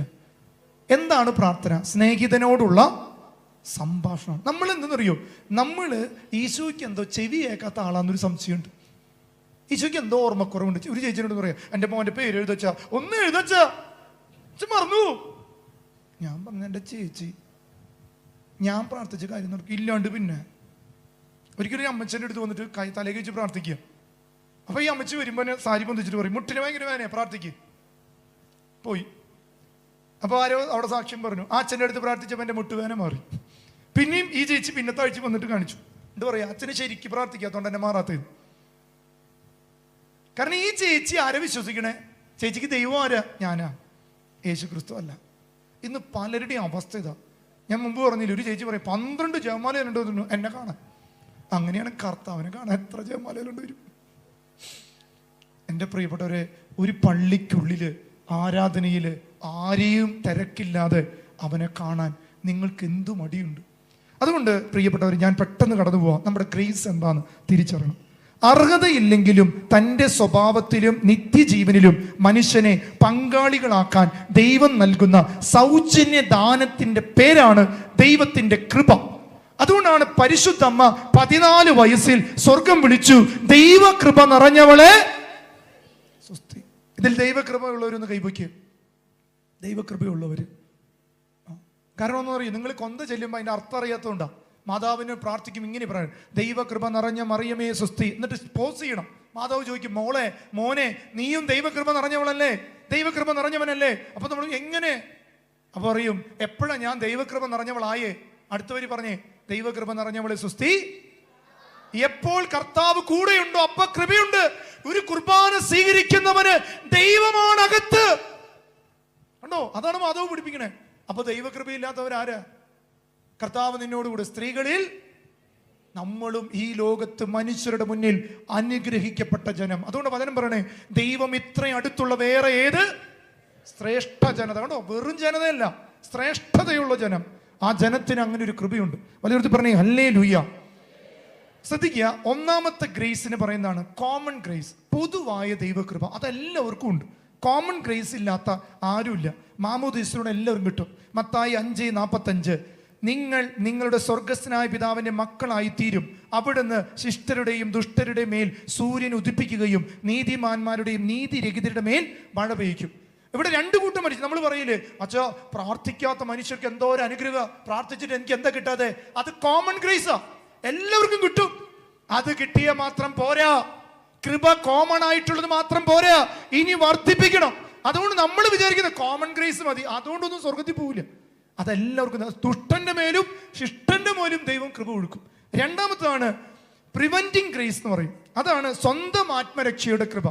പ്രിവെന്റിങ്, എൻ്റെ ജീവനെ രക്ഷിക്കാൻ, എൻ്റെ ആത്മാവിനെ രക്ഷിക്കാനുള്ള കൃപയിലേക്ക് അടുത്ത പടി നമ്മൾ കോമൺ ഗ്രേസിൽ നിന്ന് വർദ്ധിക്കണം. അതാണ് തീത്തോസിന്റെ ലേഖനം 2-ാം അധ്യായം 11-ാം വാക്യം. എല്ലാ മനുഷ്യരുടെയും രക്ഷയ്ക്കായി ദൈവത്തിന്റെ കൃപ പ്രത്യക്ഷപ്പെട്ടിരിക്കുന്നു. അതാണ് പ്രിവെന്റിങ്. കുംഭസാരം പ്രിവെന്റിങ് ഗ്രേസ് കിട്ടും. കുർബാന പ്രിവെന്റിങ് ഗ്രേസ്. വൈദികരുടെ കൈവെപ്പ് പ്രാർത്ഥന പ്രിവെന്റിങ് ഗ്രേസ്. പൂർണ്ണ ദണ്ഡ വിമോചനങ്ങൾ പ്രിവെന്റിങ് ഗ്രേസ് നമുക്ക് പിന്നെയും തരും. ഇത് നമ്മൾ മറക്കരുത്.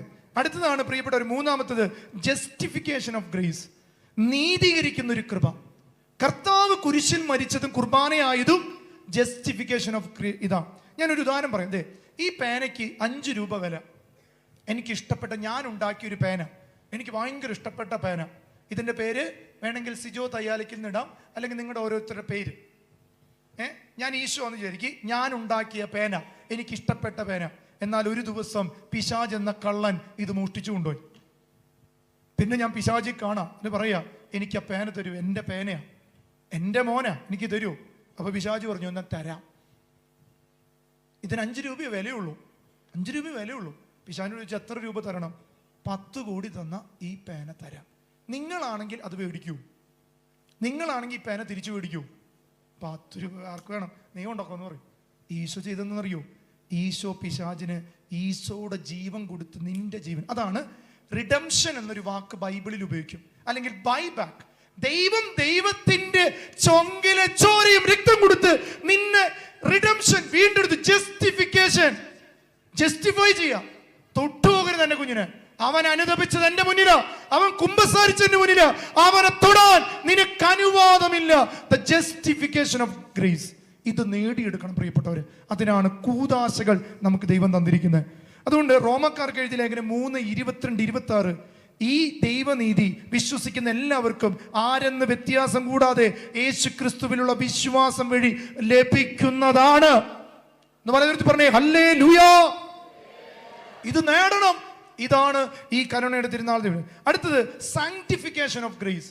നമ്മളെ ശുദ്ധീകരിക്കുന്ന, വിശുദ്ധീകരിക്കുന്ന. കുർബാനയിലെ ഈശോയുടെ രക്തം നിന്നെ ശുദ്ധീകരിക്കുന്നുണ്ട്. നീ പേഴ്സണൽ പ്രയർ നടത്തുമ്പോൾ ദൈവം നിന്നെ ശുദ്ധീകരിക്കുന്നുണ്ട്.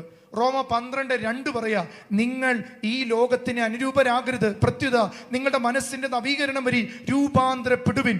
ദൈവഹിതം എന്തെന്നും നല്ലതും പ്രീതിജനകവും പരിപൂർണമായത് എന്തെന്നും വിവേചിച്ചറിയുവിൻ, അപ്പോൾ നിങ്ങൾക്കത് സാധിക്കും.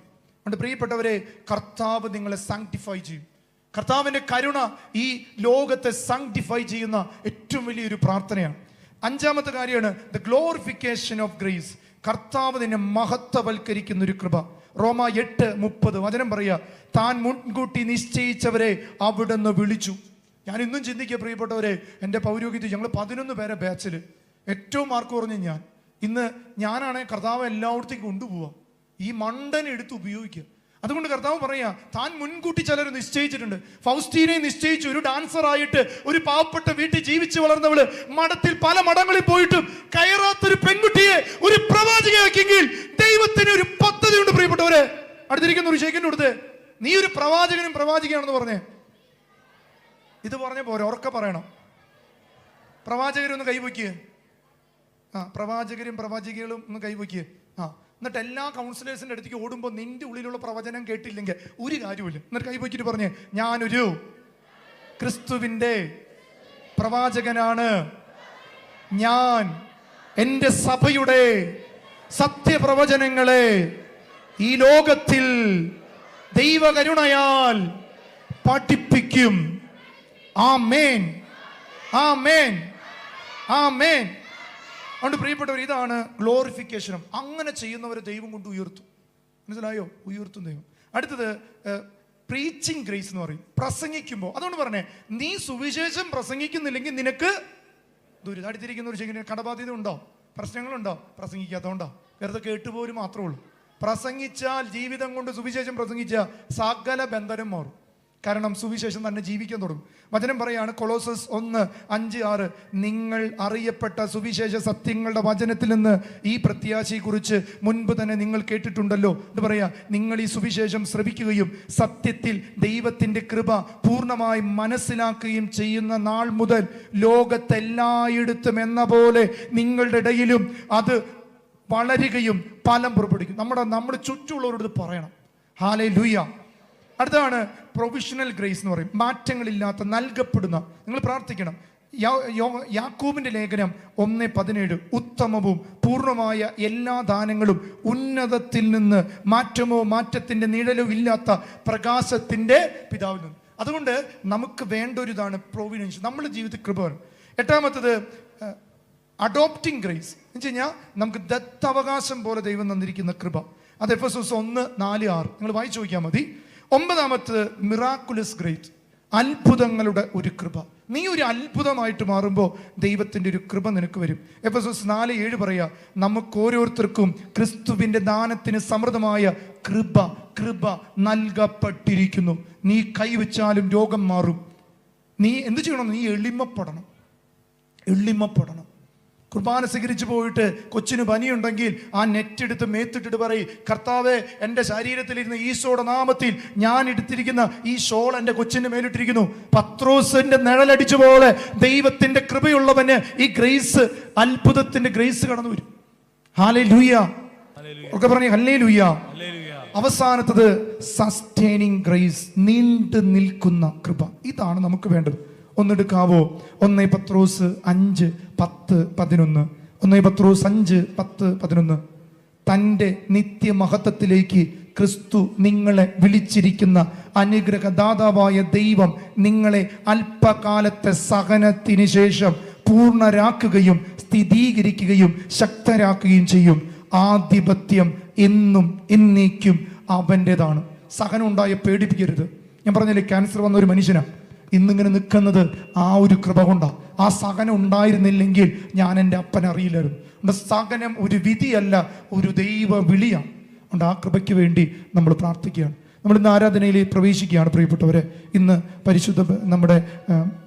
നമ്മുടെ പരിശുദ്ധ സഭയോട് ചേർന്നാണ് പ്രാർത്ഥിക്കുന്നത്. നമുക്ക് ശ്ലൈകിക അധികാരത്തോട് ചേർന്ന് നമ്മൾ പ്രാർത്ഥിക്കാൻ ഒരുങ്ങും. അതുകൊണ്ട്